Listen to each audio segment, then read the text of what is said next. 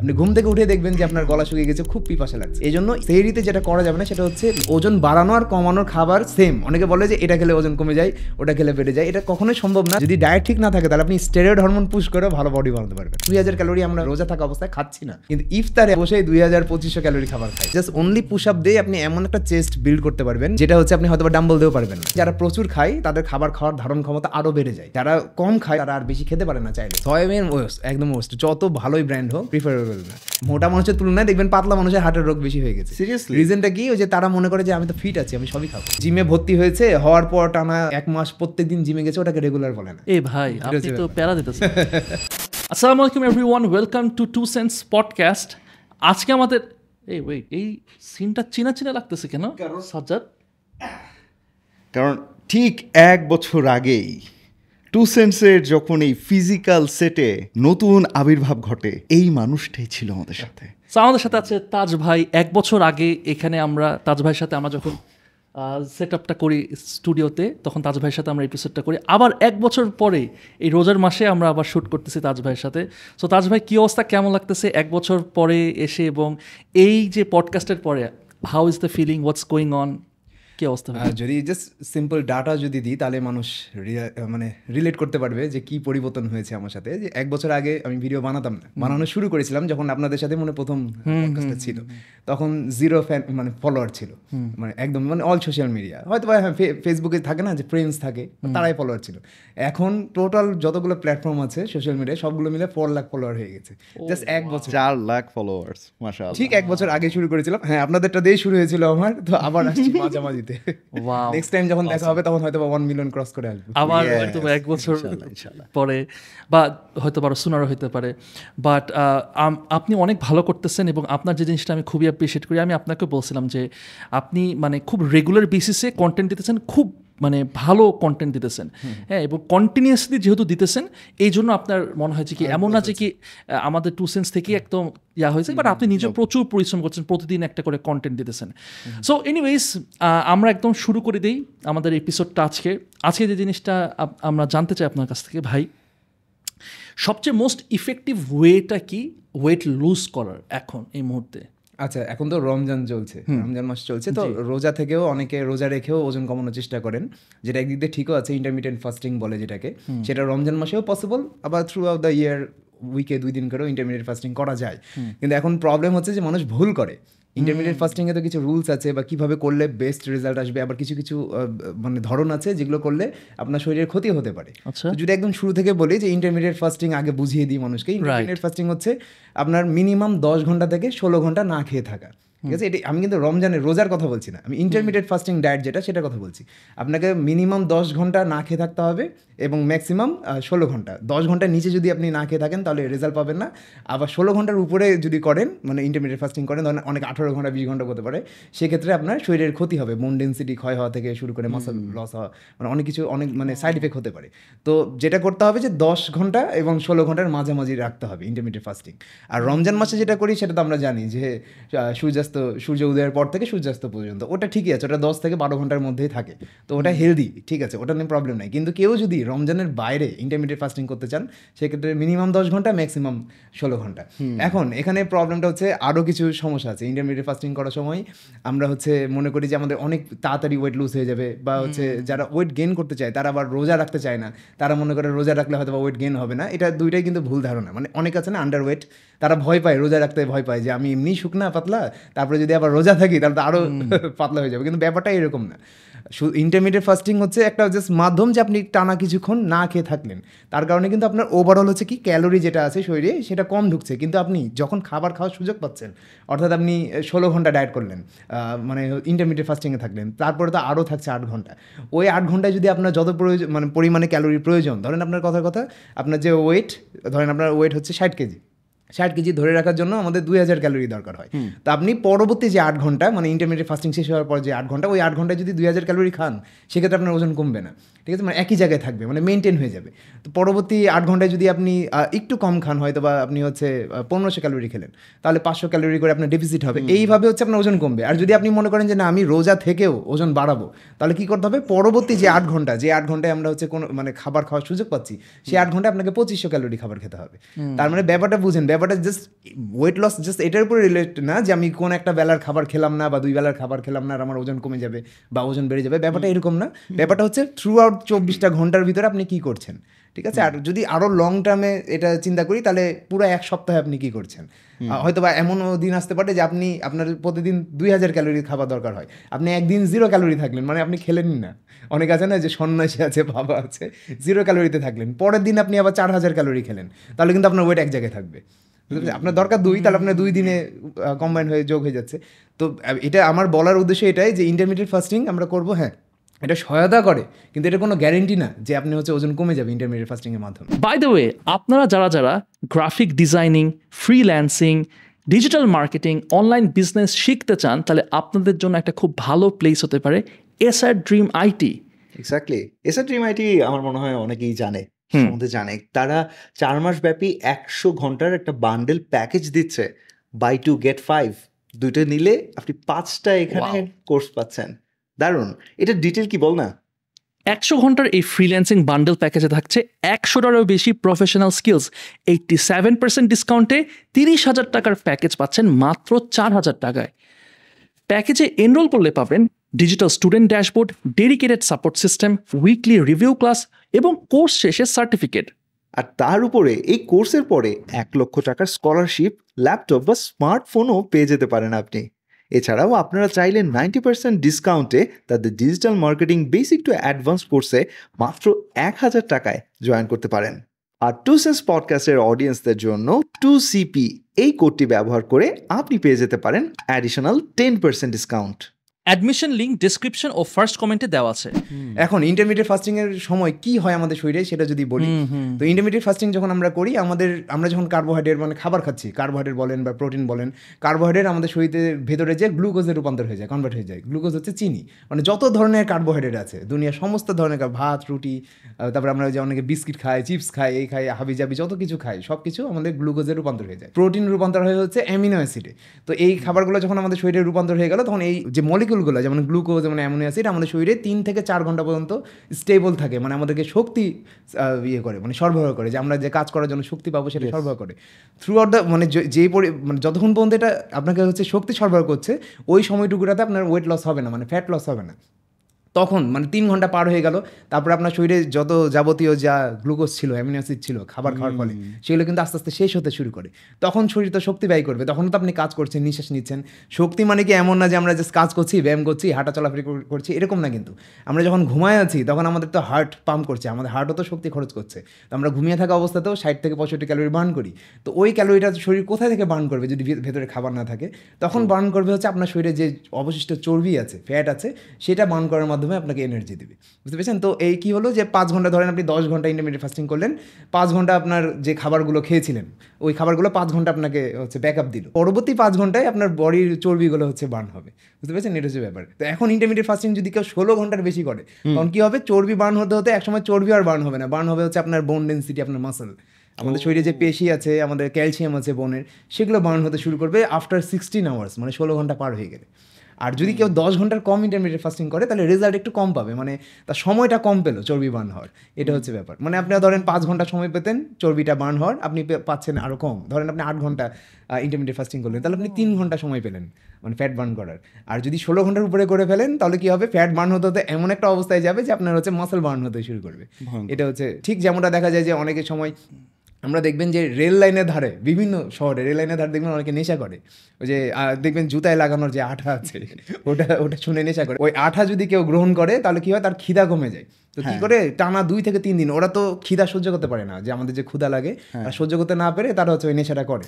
তো কি করে? যে 2-3 দিন তারা দেখবেন না খেয়ে থাকে, যার কারণে তারা শুকিয়ে একদম মাসল, হাড় টার সবই শুকিয়ে যায় আস্তে আস্তে। কিন্তু তারা কিন্তু মারা যায় না। রিজনটা কি? ওই যে তাদের ব্রেন স্পাইক করছে বারবার। তারা যতবার নেশা করছে, তাদের ব্রেন একটা স্যাটিসফ্যাকশন পাচ্ছে যে হ্যাঁ, আমাকে ভিতর থেকে মানে ভরপেট মনে হচ্ছে, যার কারণে তাদের খিদা লাগছে না, কিন্তু তাদের মাসলগুলো বার্ন হচ্ছে শুরু। আর এটা দীর্ঘদিন কন্টিনিউ করার ফলে তখন তারা কি হয়? একসময় মারা যায় ম্যাল নিউট্রিশনের কারণে বা নিউট্রিশনের অভাবে। এটা হচ্ছে ব্যাপার। তো এটা হচ্ছে তাদের সাথে ঘটে। তাদের কিন্তু এমন, তাদেরকে আপনি খাবারও যদি দেন, দেখবেন তারা খেতে পারবে না। রিজনটা কি? তারা এমনভাবে তাদের ব্রেনটা হচ্ছে সিগন্যাল প্রদান করে তাদেরকে যে তাদের শরীরে আর খাবার দরকার হয় না, তখন তারা শুকিয়ে যায়। তো এই জন্য অনেকে ওজন কমানোর জন্য অনেক ক্র্যাশ ডায়েট করে, সেটা করা উচিত না। আবার ওজন বাড়ানোর জন্য অনেকে দেখা যায় যে হাবিজাবি তৈলাক্ত খাবার, চিনি, কোল্ড ড্রিঙ্কস খাচ্ছে, অনেক কিছু খাচ্ছে। এটা উচিত না, কারণ আপনার সুগার লেভেল বেড়ে যাবে। সুগার লেভেল বেড়ে গেলে তো আপনি লাইফ আর এনজয় করতে পারবেন না পরবর্তীতে। ওজন কমানো বা বাড়ানো এটা কিন্তু উদ্দেশ্য না। উদ্দেশ্য হচ্ছে যে আমি যেন লাইফে আমার যে কাজগুলো আছে সেগুলো ভালো মতো পারফর্ম করতে পারি এবং আমি যেন দীর্ঘদিন সুস্থ থাকি। হ্যাঁ, ওভার ওয়েট হয়ে গেলে কী হয়, আমাদের অসুস্থতা বাড়তে পারে, বা আন্ডার ওয়েট হয়ে গেলেও আমাদের অসুস্থতা বাড়তে পারে। তো উদ্দেশ্য কিন্তু ওজন কমানো বা বাড়ানো না। উদ্দেশ্য কি আপনার উদ্দেশ্য তো যেন আপনি অসুস্থ না হয়ে যান। এখন আপনি ওজন কমাতে বা বাড়াতে গিয়ে যদি অসুস্থ হয়ে যান, তাহলে তো ওটার কোনো মানে মিনিংলেস হয়ে গেল একদম। তো এটা ম্যাক্সিমাম মানুষ ভুল করে, যার কারণে অনেক সময় দেখা যায় যে আমাদের যারা ট্রেনার আছে, যারা নিউট্রিশন নিয়ে গাইড দেয় বা এক্সারসাইজ নিয়ে গাইড দেয়, তারাও অনেক সময় যেটা হয় যে একটু ভুল বলে ফেলেন হয়তো, বা সঠিক ইনফরমেশন দেন না, অথবা প্রোডাক্ট সেল করার জন্য যা পারেন তাই সেল করে দেন ক্লায়েন্টদের কাছে। তো ক্লায়েন্টরাও না বুঝে অনেক কিছু কিনে দিয়ে নিজের শরীরের ক্ষতি হয়ে যায়। তো এটা না করে বেসিক যেটা মানে ওজন কমানোর বেসিক হচ্ছে আপনি যে পরিমাণ ক্যালোরি আপনার দরকার সারাদিনে বেঁচে থাকার জন্য, তার থেকে যদি কিছু ক্যালোরি কম খান তাহলে আপনার ওজন কমবে, কিছু ক্যালোরি বেশি খেলে ওজন বাড়বে। আর খাবার কি, হেলদি খাবার, মানে আপনি বাসায় রান্না করা খাবার খেতে পারেন, সেখানে তেলের পরিমাণটা একটু কম দিবেন, ভাজবেন কম খাবারকে। তারপরে আপনি হেলদি ফ্রুটস খাবেন, আপনার যদি চিনি খেতে ইচ্ছে করে আপনি ফ্রুটস থেকে খাবেন, আপনি হচ্ছে বাদাম খাবেন, আরও যত অর্গানিক ফুডগুলো আছে সেগুলো খেয়ে আপনি ওজন কমাতে পারবেন, সেগুলো খেয়ে আবার ওজন বাড়াতে পারবেন। তার মানে কি, ওজন বাড়ানো আর কমানোর খাবার সেম। অনেকে বলে যে এটা খেলে ওজন কমে যায়, ওটা খেলে বেড়ে যায়। এটা কখনোই সম্ভব না যদি না আপনি ক্যালোরি ডেফিসিট আর সারপ্লাস কীভাবে হয়, আমাদের শরীর কীভাবে ফ্যাট গেইন করে, কীভাবে বার্ন করে, এটা আগে কনসেপ্টটা বুঝতে হবে। এই কনসেপ্টটা খুবই সহজ। আমি অনেকগুলো ভিডিও বানিয়েছি, যারা গত 1 বছর থেকে যারা আমাকে ফলো করছেন তারা হয়তো বা এই বিষয়ে একদমই টোটালি ক্লিয়ার যে ক্যালোরি ডেফিসিট কি, সারপ্লাস কি। যারা দেখেননি ভিডিও তারা চাইলে আবার দেখতে পারেন। আর আমি আবার যদি মনে হয় তাহলে এখানেও এক্সপ্লেন করে দিতে পারি, কিন্তু ওটা আবার বোর্ড লাগে একটা, ওটা আবার হচ্ছে একটা বোর্ডে লিখে লিখে বোঝাতে হয়। তো এরকম ভিডিও অনেক আছে। তো এইটা যদি বুঝে যান তাহলে দুনিয়ার কোনো প্রোডাক্ট আপনার লাগবে না ওজন বাড়াতে বা কমানোর জন্য। আপনি ন্যাচারাল ফুড, যেগুলো আমরা অর্গানিক ফুড হয় বাসা বাড়িতে খাই, সেগুলো দিয়ে আপনি ওজন কমাতেও পারবেন, বাড়াতেও পারবেন এবং লাইফকে এনজয়ও করতে পারবেন। একটা জিনিস যেটা আমরা দেখি যে এখন তো রোজার মাস, যেহেতু রোজার মাসে আমরা কিভাবে এটাকে অ্যাডভান্টেজ নিতে পারি এই মাসটার, যে এই সময় আমাদের ডায়েটিংটা কীরকম হওয়া উচিত। মানে যদি আমি বলি আমার সিরিয়াস ইফতার আছে, রাইট, কিন্তু আমরা অনেক সময় আছে ইফতারে অনেক বেশি ইন্ডালজ করি, অনেক বেশি খাওয়া দাওয়া করতেছি, ভাজা পোড়া খাচ্ছি, পুরি টুরি, পেঁয়াজি, বেগুনি, অ্যান্ড দেন আমরা ডিনারও করতেছি, দেন আবার আমরা সেহরি করতেছি। সো এই জায়গাতে কিভাবে করা উচিত, মানে গাইড কিভাবে খাবারটা খেলে, যেমন কারো উদ্দেশ্য থাকে যে ওয়েট গেইন করা, কারো ফ্যাট লস করা থাকে, মানে রমজান মাসে কিভাবে মেনটেন করলে দুইটা উদ্দেশ্যই সফল হবে, এটা হচ্ছে মূলত কোয়েশ্চেন। তো দেখেন, যদি সেহরি থেকে শুরু করি, রোজা শুরু হচ্ছে সেহরি থেকে, তো সেহরিতে যেটা আমরা একটু ভুল করে বসি, মানে আগে যদি ভুলের কথাটা বলি তারপরে আবার আসছি কি খেতে হবে। আমরা সেহরিতে যে ভুলটা করি, আমরা হচ্ছে অতিরিক্ত আপনার হচ্ছে লবণ মেশানো বা কোনো ভাজা পোড়া এই খাবারগুলো খাই অনেক সময়। যেমন আমি যখন ছোট ছিলাম, ছোট বলতে কি আজ থেকে 10 বছর আগের কথাই বলেন, তখন আমি হয়তো রাত্রেবেলা আমার আবার চানাচুর খাওয়ার খুব শখ ছিল। হ্যাঁ, আমি হচ্ছে খেয়ে ফেলতাম। তখন তো আমি এক্সারসাইজও করতাম না, ফিটনেস লাইনেও ছিলাম না। তো ওটা খাওয়ার পরের দিন দেখছি সকালবেলা আমার প্রচুর পিপাসা লাগে, মানে থাকাই যাচ্ছে না রোজায়, এরকম অবস্থা হয়ে গেছে। পরে আমি চিন্তা করলাম যে আসলে হয়েছেটা কি, মানে ভুলটা কিসে। তখন আমি যেটা মানে যত ঘাটাঘাটি করে রিসার্চ করে এটা এখন জানতে পেরেছি, তখন না, মানে আজ থেকে 10 বছর আগে না, এটা হয়তো বা গত 3 থেকে 4 বছর আগে থেকে আমি রিসার্চ করে জানতে পেরেছি যে সোডিয়াম যদি খাই আমরা, তাহলে আমাদের শরীর পানির ডিমান্ড করে। 1 চামচ সোডিয়ামে 1 চামচ হচ্ছে লবণ, মানে প্রায় 2300 সামথিং মিলিগ্রাম সোডিয়াম থাকে, মানে 2300 মিলিগ্রাম সোডিয়াম থাকে। তো ওই 2300 মিলিগ্রাম সোডিয়াম আমাদের শরীরে 4 লিটার পর্যন্ত পানি মানে জমিয়ে রাখে। তো আপনি সেহরিতে লবণ খেলেন, ধরেন 1 চামচ লবণ খেলেন, কিন্তু পরবর্তী দিন সকালবেলা তো আপনি আর পানি খেতে পারবেন না। তো আপনার ব্রেন বারবার সিগন্যাল প্রদান করবে যে আপনার শরীরে পর্যাপ্ত পরিমাণে সোডিয়াম আছে, ওই সোডিয়ামটা যেন শরীরে প্রত্যেকটা অঙ্গে পৌঁছে যায় সঠিকভাবে, তার কারণে আপনার পানি দরকার। কিন্তু আপনি তো পানি দিচ্ছেন না, তখন কী হবে, আপনার সাথে সাথে গলা শুকিয়ে আসবে। আপনি ঘুম থেকে উঠে দেখবেন যে আপনার গলা শুকিয়ে গেছে, খুব পিপাসা লাগছে। এই জন্য ইফতারে সেহরিতে যেটা করা যাবে না, সেটা হচ্ছে লবণ যতটা পারা যায় মিনিমাম রাখতে হবে। যত কম লবণাক্ত খাবার খাবেন তত দেখবেন আপনার পিপাসা কম লাগবে, কারণ আপনার শরীরে সোডিয়াম যাচ্ছে না, যার কারণে আপনার পানির চাহিদাও তৈরি হবে না শরীরে। তো এইটা একটা ভুল করি আমরা, যার কারণে অনেক সময় দেখা যায় ছোটোবেলায় যেটা আমরা করতাম, যে অনেক সময় রোজা রাখতে না পারে আমরা পানি পর্যন্ত খেয়ে নিতাম যখন ছোটো ছিলাম আমরা। রিজনটা কি, তখন তো আমাদের কোনো ডায়েট নলেজ ছিল না। অনেক মানুষই আছে যারা হচ্ছে রোজা রাখতে পারে না, লাস্টে যেয়ে পানি খেয়ে ফেলে। অনেকে আছে, কিন্তু এটা আমারও পরিচিত অনেকে আছে যারা রাখতে পারে না বেশিক্ষণ, হয়তো বা 12টা 3টা 2টা বাজতেই ভেঙে ফেলে। রিজনটা কি, যেতে সে হয়তো বা সেহরিতে হচ্ছে অতিরিক্ত লবণ খেয়েছে বা লবণাক্ত খাবার খেয়েছে। এটা একটা গেল। আর আরেকটা জিনিস হচ্ছে যে অতিরিক্ত মিষ্টি জাতীয় খাবার খাওয়া।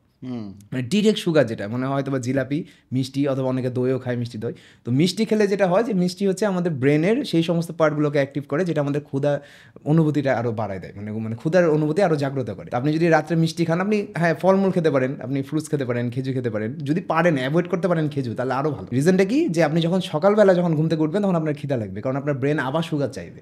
তো সুগার কি, সুগার হচ্ছে কার্বোহাইড্রেট, তো আপনার তখন কার্বোহাইড্রেট খেতে ইচ্ছা করবে, আপনার ভাত খেতে ইচ্ছা করবে, রুটি খেতে ইচ্ছা করবে, মানে আপনার মূলত আপনার খিদা বেড়ে যাবে যদি আপনি রাতে মিষ্টি জাতীয় কোনো খাবার খান, মানে সেহরিতে। তো এই দুইটাকে অ্যাভয়েড করে আমরা সেহরিতে কি খাবো, কমপ্লেক্স কার্বোহাইড্রেট। কমপ্লেক্স কার্বোহাইড্রেট এখন গুগলে যদি সার্চ দেন দেখবেন অনেক অপশন আসে। আমি যেটা করি, আমি যদি বলি যে আমি হচ্ছে খিচুড়ি তৈরি করি, ডালের পরিমাণ বেশি থাকে, তার সাথে আমি হচ্ছে মাছ অথবা মুরগি নিই। আমরা তো যেহেতু এক্সারসাইজ করি, আমরা প্রচুর মাছ মুরগি খাই, নর্মাল মানুষ অতটা দরকার নাই। তো ওর তো নর্মাল মানুষ হয়তো বা 2 পিস 3 পিস খেলে হয়ে যাবে, কিন্তু আমরা বেশি খাই, এটা আলাদা বিষয়। তো মাছ, এই মুরগি মাছ এগুলোর সাথে যদি আপনি হচ্ছে খিচুড়ি ডালের পরিমাণ বেশি থাকে, তাহলে আপনার শরীরে অনেকক্ষণ পর্যন্ত এনার্জি থাকবে, অর্থাৎ আপনার বিকেল পর্যন্ত আপনার খিদে লাগবে না। নর্মালি আমি আপনাকে একবার ডায়েট দিয়েছিলাম, আপনি যখন এক্সারসাইজ করতে আসছিলেন আমার কাছে, তখন আপনাকে আমি কমপ্লেক্স কার্বোহাইড্রেট দিয়েছিলাম, আপনি বললেন যে আপনার ক্ষুধাটা কমে গেছে, মানে খিদা অনুভূতিটা কমে গেছে। রিজনটা কি, কমপ্লেক্স কার্বোহাইড্রেট অনেক স্লোলি আমাদের বডিকে সুগার সাপ্লাই করে। মানে যত আপনি, মানে আমরা নর্মালি সাদা চালের ভাত যখন খাই, আমি বললাম সিম্পল কার্বোহাইড্রেট, সাদা চালের ভাত, ওটা খেলে দেখবেন দুপুরবেলা যদি আমরা খাই, আমরা বিকাল হতে হতে আবার আমাদের খিদা লাগে, ঠিক আছে, আর ঘুম আসে। মানে আমার রিজনটা কি, যে অনেক দ্রুত আমাদের বডি সুগার পেয়ে যায়, তো আমাদের ব্রেন অনেক দ্রুত রিল্যাক্স হয়ে যায়। তো যে এই কারণে আপনার আবার টায়ার্ড ফিল হবে, আপনার মনে হবে যে আর একটু খায় আবার। কিন্তু যদি আপনি কমপ্লেক্স কার্বোহাইড্রেট খান, তাহলে আপনি একবার কমপ্লেক্স কার্বোহাইড্রেট খাওয়ার পর অ্যাটলিস্ট 6 থেকে 7 ঘন্টা আপনি ব্যাকআপ পাবেন। আস্তে আস্তে আস্তে আস্তে আপনার ডাল যেমন আস্তে আস্তে আস্তে আপনার শরীরকে গ্লুকোজ প্রোভাইড করবে, যার কারণে আপনার খিদা কম লাগবে। তো সেরিতে আমাদের মূল টার্গেট থাকবে, আপনি যাই খান, মানে ওই দুইটা জিনিস খাবার খাওয়া যাবে না, লবণাক্ত খাবার খাওয়া আর অতিরিক্ত ডিরেক্ট সুগার টাইপের যে খাবার, ওগুলো সেরিতে খাওয়া যাবে না। অনেকে আবার চাও খায় দেখা যায় সেরিতে, যেন ঘুম না আসে পরবর্তীতে। এটা খেলেও কিন্তু পরবর্তী দিন সকালে একটু খিদা লাগবে। মূলত যারা অনেকে আছে রোজা করে নেয় কষ্ট করে, আমি বলছি কষ্ট কমানোর কথা, মানে কোনটা করা উচিত না। এমন না যে এটা খেলে আপনি রোজা থাকতেই পারবেন না, অনেকের ইচ্ছা শক্তি আরও বেশি রোজা রাখার, ইমন শক্তি আরও বেশি, সে হয়তো বা যদি দেখা গেলো সেহরি যদি নাও করে, অনেকে দেখা যায় যে ইয়ে করে ফেলে, মানে রমজান কমপ্লিট করে ফেলে। কিন্তু আমি বলছি যে কষ্ট কীভাবে কমানো যায়, এটা হচ্ছে এই টেকনিকগুলো ফলো করলে আপনার কষ্ট কম হবে রোজা রাখতে, আর রেজাল্টও মানে বেস্ট রেজাল্টটা পাবেন আপনি, মানে রোজা রাখার ফলে আপনি যে ওজন কমাতে যাচ্ছেন সেটা রেজাল্টটা পাবেন। তো এটা হচ্ছে মানে তাহলে সেইটা কী খেতে হবে সেটাও তো বলে দিলাম, কমপ্লেক্স কার্বোহাইড্রেট। আমি জাস্ট একটা সোর্স বললাম যেটা আমি করি, ওর চাইলে মানুষ অনেক সোর্স পাবেন, আপনি অনেকগুলো অপশন আছে, কমপ্লেক্স কার্বোহাইড্রেট লিখে সার্চ দিলেই চলে আসবে। ওই এলিমেন্টগুলো খেলেই আপনার হচ্ছে এটা সেহরির খাবার হয়ে গেল। এবার আসি হচ্ছে ইফতারের কথা। ইফতার যদি বলি, ইফতারে যে অনেক সময় দেখা যায় যে আমরা বলি প্রচুর পরিমাণে ভাজা পোড়া সব খাবারগুলো খাচ্ছি। তো ইফতারে যদি প্রথমে ভুলগুলোর কথা বলি, তো শুরুতেই আমরা দেখা যায় যে রোজা ভাঙার সাথে সাথে প্রচুর পানি খেতে শুরু করি, মানে প্রচুর, অনেক আছে শরবত পানি আগেই খাবে। অনেকে বলে যে গ্যাস হয় রোজা রাখার ফলে, আপনার হচ্ছে যখন আমরা ইফতার করি তখন বেশি খেতে পারি না, গ্যাস হয়। তো পিছনে সায়েন্সটা যদি বুঝতে চান, তাহলে যদি বলি যে পিছনে হচ্ছে আমাদের যে পাকস্থলী, সেটা কিন্তু একটা বেলুনের মতো ইলাস্টিক, বুঝছেন, ওটা যখন খাবার থাকে না তখন এক্সপ্যান্ড করে। এই কারণে দেখবেন যারা প্রচুর খায় তারা আস্তে আস্তে তাদের খাবার খাওয়ার ধারণ ক্ষমতা আরও বেড়ে যায়। যারা কম খায়, মানে ডায়েট করা শুরু করে, তারা যদি একটানা 20 থেকে 30 দিন ডায়েট করে, তাহলে দেখবেন তারা আর বেশি খেতে পারে না চাইলেও। রিজনটা কি, আমাদের পাকস্থলী আস্তে আস্তে আবার স্কুইজ হয়। তো আপনি যখন টানা 10 থেকে 12 ঘন্টা না খেয়ে আছেন, তখন আপনার পাকস্থলী কিন্তু স্কুইজ হয়ে প্রায় অর্ধেক হয়ে যায় সাইজ হয়, আমাদের প্রত্যেকেই যারা রোজা থাকি। তো কী হয়, যখন আমরা হচ্ছে ইফতার ভাঙছি, তখন আমাদের পেটে কিন্তু জায়গা কম, তো আমরা খাচ্ছি অনেক বেশি, আর পানি অনেক জোরে জোরে খাচ্ছি বলে তখন কী হয়, আমাদের পাকস্থলীর যে গতি, এটা তো সারাদিন যাবত আস্তে আস্তে ছোটো হয়েছে, তো ওটা খুব দ্রুত গতিতে বড় হওয়ার চেষ্টা করে, যার কারণে পেট ব্যথা দেখা দেয়। তো মানুষ ওই পেট ব্যথাটাকে মনে করে গ্যাসের ব্যথা, কিন্তু ওটা কিন্তু গ্যাসের ব্যথা না, ওটা হচ্ছে আমাদের যে পাকস্থলী আছে ওটা এক্সপ্যান্ড হওয়ার চেষ্টা করে, মানে গতিটা বেশি হয়ে যায়, মানে যে গতিতে সেটা স্কুইজ হয়েছে তার থেকে অনেক 4 গুণ 5 গুণ বেশি গতিতে ওটা আবার এক্সপ্যান্ড হওয়ার চেষ্টা করে, তখন হচ্ছে আমাদের পেটে ব্যথা হয়, বুঝলেন। তো যেটা করতে হবে যে আগে সিগন্যাল প্রদান করতে হবে, আপনার পাকস্থলীকে জানাতে হবে যে আপনি এখন খাবার খাওয়ার জন্য প্রস্তুত। যেটা করতে পারেন, হ্যাঁ আপনি 1 চামচ পানি খেতে পারেন, 2 চামচ পানি খেতে পারেন, দিয়ে আপনি খেজুর খাবেন প্রথমে, মানে যেটা হচ্ছে এমনি তো সুন্নত ইয়েতে। তো এটা হচ্ছে খেজুর খেলে কী হবে যে আপনার গ্লুকোজ গেল, আপনার ব্রেনও সিগন্যাল পেলো যে আপনার শরীরে হচ্ছে পর্যাপ্ত পরিমাণে খাবার যাচ্ছে, তখন আপনার পাকস্থলী আবার আস্তে আস্তে এক্সপ্যান্ড করবে। তখন আপনি যদি আস্তে আস্তে খাবার খান বা পরবর্তীতে পানি খান, কিচ্ছু হবে না। কিন্তু আমাদের ভুলটা আমাদের হয় হচ্ছে যে শুরুতে আমরা প্রচুর পরিমাণে পানি খেতে শুরু করি, যার কারণে আমাদের পাকস্থলীর লোড নিতে পারে না, তখন ওটা দ্রুত গতিতে এক্সপ্যান্ড হওয়ার চেষ্টা করে আর আমাদের পেট ব্যথা দেখা দেয়। এটা হচ্ছে ব্যাপার। তো এটা হচ্ছে গেল হচ্ছে ভুল। এখন কি খাবেন? এখন দেখেন অনেকে মনে করে যে সারাদিন তো রোজা ছিলাম, কোনো কিছু খাইনি, তাই একবারে বসে যত পারা যায় সব খাবো, দিয়ে হচ্ছে চিন্তা করে যে দেখা যায় যে 1 মাস শেষে মানে ঈদ শেষে দেখা যায় যে পেটটা বড় হয়ে গেছে অনেক, মানে তখন চিন্তা করে যে সারা মাস আমরা রোজা থাকলাম, এত কষ্ট করলাম, তারপরে পেট কি করে বড় হয়ে গেল? রোজা থাকলে তো পেট কমে না, এই না ওই না, অনেকে কথা বলে এরকম। তো এটা হচ্ছে এই রিজনটা কি, দেখেন আমাদের শরীর, আমি আগেও বললাম যে আমাদের শরীর 1 বেলা বা 2 বেলা আপনি কি খাচ্ছেন না খাচ্ছেন তার উপর ডিটারমাইন করে না যে কেমন থাকবে। এটা নির্ভর করছে হচ্ছে মানে হোল যে দিন 24 ঘন্টা আপনি কী করছেন। আর আরও যদি লং টার্মে বলি তাহলে সারা সপ্তাহে আপনি কী করেছেন, সারা মাসে কী করেছেন। তাহলে দেখেন আপনি সকালে আপনি সেহরিতে পর থেকে ধরেন আমরা সকালে নাস্তায় 500 ক্যালোরি খাই, কথার কথা, দুপুরের খাবারে ধরেন আরও 700 ক্যালোরি খাই, তাহলে কত হলো 1200 ক্যালোরি। বিকালে ধরেন আরও 500 ক্যালোরি খাবার খাই, মোট 1700 থেকে 2000 ক্যালোরি। আমরা সন্ধ্যার দিকেও কিছু খাই হয়তো বা 2000 ক্যালোরি আমরা হচ্ছে রমজানের রোজা থাকা অবস্থায় খাচ্ছি না, মানে কম খাচ্ছি 2000 ক্যালোরি। কিন্তু ইফতারে আমরা শুধুমাত্র ইফতারে বসেই 2500 ক্যালোরি খাবার খাই, মানে ভাজা পোড়া। তেলে তো প্রচুর ক্যালোরি, 1 গ্রাম ফ্যাটে, তেল মানে কি ফ্যাট, 1 গ্রাম ফ্যাটে 9 ক্যালোরি থাকে। আমি হেলদি আনহেলদির ব্যাপারটা পরে বলছি, আগে আমাদের মানে ক্যালোরি হিসাবটা বলি। তো আমরা যে তেলগুলো খাই, যেগুলো যে ভাজা পোড়া, তারপরে যে ইয়ে করা, মানে যেগুলো দোকানে পাম অয়েলে ভাজে বা হোটেলে ভাজে, সেটা সয়াবিনেও ভাজুক সমস্যা নেই, কিন্তু ভাজা পোড়াতে প্রচুর ক্যালোরি হয়ে যায়। মানে ছোট্ট একটা বেগুনিতেই হয়তো বা 200 ক্যালোরির কাছাকাছি থাকবে, একটা বেগুনি যেটা আমরা খাই, না হলেও 150 ক্যালোরি থাকবে। পেঁয়াজি আছে, জিলাপিতে 200-300 ক্যালোরি থাকবে। তো এই সব খাবারগুলো খেয়ে দেখবেন যে আপনি এক বেলাতে এক বসাতে আপনি 2000 ক্যালোরি খাচ্ছেন। আপনি সারাদিন রোজা থেকে 1500 ক্যালোরি কম খেলেন, কিন্তু ইফতারে আপনি খাচ্ছেন 2000 ক্যালোরি, তাহলে আলটিমেটলি আপনি 500 ক্যালোরি বেশি গ্রহণ করলেন। তাহলে ওই 500 ক্যালোরি কী হবে? ওই 500 ক্যালোরিতে আপনার শরীর শক্তি ব্যয় করছে না, মানে যে পরিমাণ ব্যয় করে তার তুলনায় বেশি খেলেন, তো আপনার শরীরে চর্বি হিসেবে জমাবে। তো 3500 ক্যালোরি যদি আমরা বেশি গ্রহণ করে ফেলি তাহলে আমাদের 1 পাউন্ড ওজন বাড়ে। এটা হচ্ছে সাইন্টিফিক্যালি প্রুভেন। 3500 ক্যালোরি যদি আমরা প্রয়োজনের তুলনায় বেশি খাই, ধরেন আমার দরকার হচ্ছে 2000 ক্যালোরি খাবার খাওয়া, কিন্তু আমি খাচ্ছি হয়তো 5500 ক্যালোরি, তাহলে কী হবে? আমার একদিনেই 1 পাউন্ড ওজন বাড়বে, কথার কথা। তো যেটা হবে যে আমি ধরেন বলে একদিনে 3500 ক্যালোরি আমি সারপ্লাস করছি না, আমি ধরেন একদিনে 500 ক্যালোরি বেশি খেলাম, তো আমি সারা মাসে কত ক্যালোরি বেশি খাচ্ছি? 15000 ক্যালোরি বেশি খাচ্ছি, তাহলে আমি প্রায় 5 পাউন্ড ওজন গেইন হবে। আপনি 3500কে 15 দিয়ে ভাগ দেন, প্রায় কাছাকাছি 5 পাউন্ডের মতো আপনার ওজন। ঈদ শেষে দেখবেন আপনার 5 পাউন্ডের ওজন বেড়ে গেছে, কিন্তু এটা হেলদি ওয়েট না, এটা বাড়বে হচ্ছে আপনার পেট। আপনার দেখবেন যে কম পরিমাণে আমরা যখন আনহেলদি খাবার খাই তখন আমরা হেলদি খাবার স্যাক্রিফাইস করি, যে কোনো তো একটা হবে। ধরেন আপনি পেট যদি আনহেলদি খাবার খেয়ে ভরান, তাহলে আপনি হেলদি খাবারকে স্যাক্রিফাইস করছেন, তার মানে আপনি আপনার শরীরকে নিউট্রিশন দেননি। কথা আমাদের হচ্ছে 7টা হচ্ছে পুষ্টি উপাদান আছে, protein, vitamin, carbohydrate, minerals, fibre. তো এইগুলো হচ্ছে আপনার হচ্ছে দিলেন না, আপনি জাস্ট ফ্যাট দিলেন আপনার শরীরকে, জাস্ট ফ্যাট আর কার্বোহাইড্রেট দিলেন, আপনি প্রোটিন দিলেন না, ভিটামিন দিলেন না, তাহলে তো ওটা আপনার পেটটা ভরলো হচ্ছে ফ্যাট আর কার্বোহাইড্রেট দিয়ে, কিন্তু প্রোটিন আর ভিটামিন আপনি পেলেন না ঠিক মতো, তাহলে কী হবে? আপনার একটু সাইড ইফেক্ট দেখা দেবে, আর ওই সাইড ইফেক্টটা হচ্ছে এক্সট্রা ফ্যাট। বুঝতে পেরেছেন? এটা হচ্ছে পুরা 1 মাস পর, মানে যখন আপনি ঈদ শেষ হবে, ঈদের সময় তো আমরা আরও মানে ভালো মন্দ খাই, তো এই খাওয়ার পর দেখা যায় যে ঈদ শেষে আমাদের হাত পায়ের মাসল শুকিয়ে গেছে, আমরা পর্যাপ্ত পরিমাণে রমজানে ক্যালসিয়াম খাইনি বা পর্যাপ্ত পরিমাণে ভিটামিন খাইনি, প্রোটিন খাইনি, তো আমাদের কী হবে? মাসলগুলো স্কুইজ হবে, ছোটো হবে, শরীরের শক্তি কমে যাবে, কিন্তু পেটটা বড় হয়ে যাবে। রিজনটা কি? কারণ ওই যে ফ্যাট, ওটা তো শরীরে ফ্যাট হিসেবে স্টোর হয়েছে। আমরা যখন বেশি খাই তখন আমাদের ব্রেন আমাদেরকে সিগন্যাল প্রদান করে যে এই ব্যক্তিটা পরবর্তীতে কোনো একটা মানে ক্রাইসিসের মধ্যে দিয়ে যেতে পারে। তো ওই ক্রাইসিসের মধ্যে দিয়ে যেতে পারে, যার কারণে তাকে হচ্ছে এই ফ্যাটটা স্টোর করে রেখে দাও, যখন ওই যদি কোনো কারণবশত খাবার না পাই, ধরে আমরা যুদ্ধে যাব, কোনো কারণবশত আমরা যদি খাবার না পাই, তাহলে ওই যে বডিতে যে ফ্যাটগুলো আছে সেই ফ্যাটগুলো যেন তাকে আবার হচ্ছে ব্যাকআপ দেয় বেশিক্ষণ কাজ করার জন্য। কিন্তু আমরা তো কোনো দিনও যুদ্ধে যাই না, তো আমরা কী করি? আমাদের শরীরটাকে আরও আস্তে আস্তে বড় করতে শুরু করি। এটা হচ্ছে মানে আমাদের ব্রেন এইভাবে আমাদেরকে সব কিছু কন্ট্রোল করে আমাদের। আগেকার মানুষ তো আমরা কী ছিলাম যে আমরা কিন্তু মানে জন্মগতভাবে একদম শুরু থেকে কৃষক ছিলাম প্রত্যেকে, মানে আমাদের আদি পুরুষেরা সবাই কৃষি কাজ করতো আর হচ্ছে জঙ্গলে শিকার করতো। তো তখন কিন্তু আমাদেরকে রোজ খাবার খাওয়ার জন্য রোজ খাটতে হতো, তখন থেকে আমাদের ব্রেন ওইভাবেই প্রোগ্রাম হয়ে আছে যে হ্যাঁ, যে সে এখন বেশি খাবার খেয়ে নিচ্ছে, সমস্যা নাই, তাকে আমরা ফ্যাট হিসেবে স্টোর করে রাখি, সে যখন শিকারে যাবে তখন যেন শক্তিটা পায়। কিন্তু আমরা তো শিকারে যাচ্ছি না, প্রবলেমটা তো এখানে। এই জন্য আমাদেরকে খুব বুঝে বুঝে খাবার খেতে হবে। তার মানে এমন না যে আমরা অনেক সময় কী করি যে এমনই নিজেদেরকে টর্চার করতে শুরু করি যে বেশি দিন কন্টিনিউ করতে পারি না, যেটা আপনি বলছিলেন যে ভাই কী এমন হয় যে আমরা কন্টিনিউ করতে পারি না। তার রিজন হলো আমরা আলটিমেট গোলে ফোকাস করি, আমরা প্রসেসটাকে এনজয় করি না।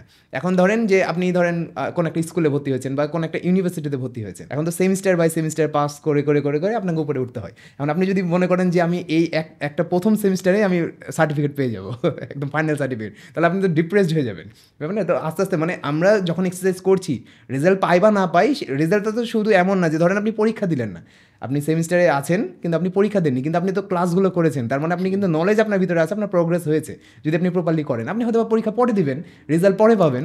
তো আমরা কি করি, আমরা জাস্ট আগেই রেজাল্টটাতে ফোকাস করি কিন্তু প্রসেসটাতে ফোকাস করি না। প্রসেসটা কি, যেমন আপনি এক্সারসাইজ শুরু করেছেন বা ডায়েট শুরু করেছেন, আপনি দেখেন যে আপনি ভেতর থেকে এনার্জেটিক ফিল করছেন কিনা। আপনি প্রথম দিন হয়তো বা হেঁটে যেতে পারতেন না, 1 মাস ব্যায়াম করার পর আপনি এখন সিঁড়ি দিয়ে হেঁটে উঠে যাচ্ছেন জিমে, বা হচ্ছে যেখানে যাচ্ছেন বাসাতেও সিঁড়ি দিয়ে উঠে যাচ্ছেন। আপনি হয়তো বা পুশ আপ আগে 1টা পারতেন, এখন হয়তো বা 10টা পারছেন। রেজাল্ট হয়তো বা আপনার শরীরে হয়তো বা ওজন খুব একটা কমেনি, হয়তো বা 2-1 কেজি কমেছে, যেটা আপনার টার্গেট বডি, মানে আমাদের আলটিমেট টার্গেট কি, আমি একদম পুরোপুরি ফিট হয়ে যাব, সেটা হয়তো বা হয়নি, কিন্তু প্রসেসে তো আছেন, মানে আপনি কিন্তু প্রসেসে আছেন, রেজাল্ট পাননি জাস্ট। তো কী হবে, তো আমরা ওই প্রসেসটাকে যদি এনজয় করতে শুরু করি তাহলে দেখবেন যে রেজাল্ট আপনি চলে আসবে একসময়। এখন যেমন নর্মালি আমরা যারা দীর্ঘদিন ধরে এক্সারসাইজ করে হেলদি লাইফস্টাইলে আছে, তারা কিন্তু প্রসেসটাকে জাস্ট এনজয় করে বলেই ঠিক আছে, তাদের তো আর রেজাল্ট পাওয়ার কিছু নাই। যেমন আমি কিন্তু চাইলেও ন্যাচারালি আর বেশি ফিট হতে পারবো না, হ্যাঁ হয়তো বা ওজন 5 কেজি কমাতে পারবো বা 5 কেজি বাড়তে পারবো, ন্যাচারালি আর পারবো না, তখন আমাকে হরমোন নিতে হবে যদি আমি আরও মাস্কুলার হতে চাই, মানে এক্সট্রা হরমোন নিতে হবে। তো এটা কি, তার মানে কি আমি ছেড়ে দেবো ব্যায়াম করা? রিজনটা কি, ছাড়ি না কেন, কারণ আমি তো প্রসেসটা এনজয় করছি কি, যে আমি ফিল করছি যে যখন আমি এক্সারসাইজ করি তখন আমি অন্য সবগুলো কাজে ভালো মতো ফোকাস করতে পারি, আমার ঘুম ভালো মতো হয়, আমার একটা পার্সোনালিটি ডেভেলপ হয়, মানুষ একটু ভালোভাবে নেয়। যেমন বডি ফিটনেস যদি ভালো থাকে তখন একটু কনফিডেন্স বেশি বাড়ে, মানুষের সাথে কথা বলতে পারি অন্যদের সাথে।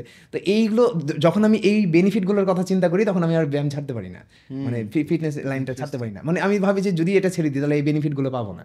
তো এটা হচ্ছে আমাকে আরও ট্রিগার করে। তো আমরা খালি দেখবো যে কী মানে জাস্ট আলটিমেট রেজাল্ট না, মানে এই ব্যায়াম করার ফলে বা হেলদি লাইফস্টাইল লিডের ফলে আপনার কী সুবিধা হতে পারে আপনার লাইফে, মানে কী পসিবিলিটি আরও বাড়তে পারে। আপনি হয়তো বা অসুস্থ কম হবেন, ওষুধ খাওয়া কম লাগবে, আপনি চলে ফিরে আরাম পাবেন হয়তো বা। তারপর আমি যেটা বললাম কনফিডেন্সের যে ব্যাপারটা, ওটাও বেড়ে যাবে। আপনি যে কোনো জামা কাপড়ই পরবেন দেখবেন আপনাকে একটু দেখতে ভালো লাগবে।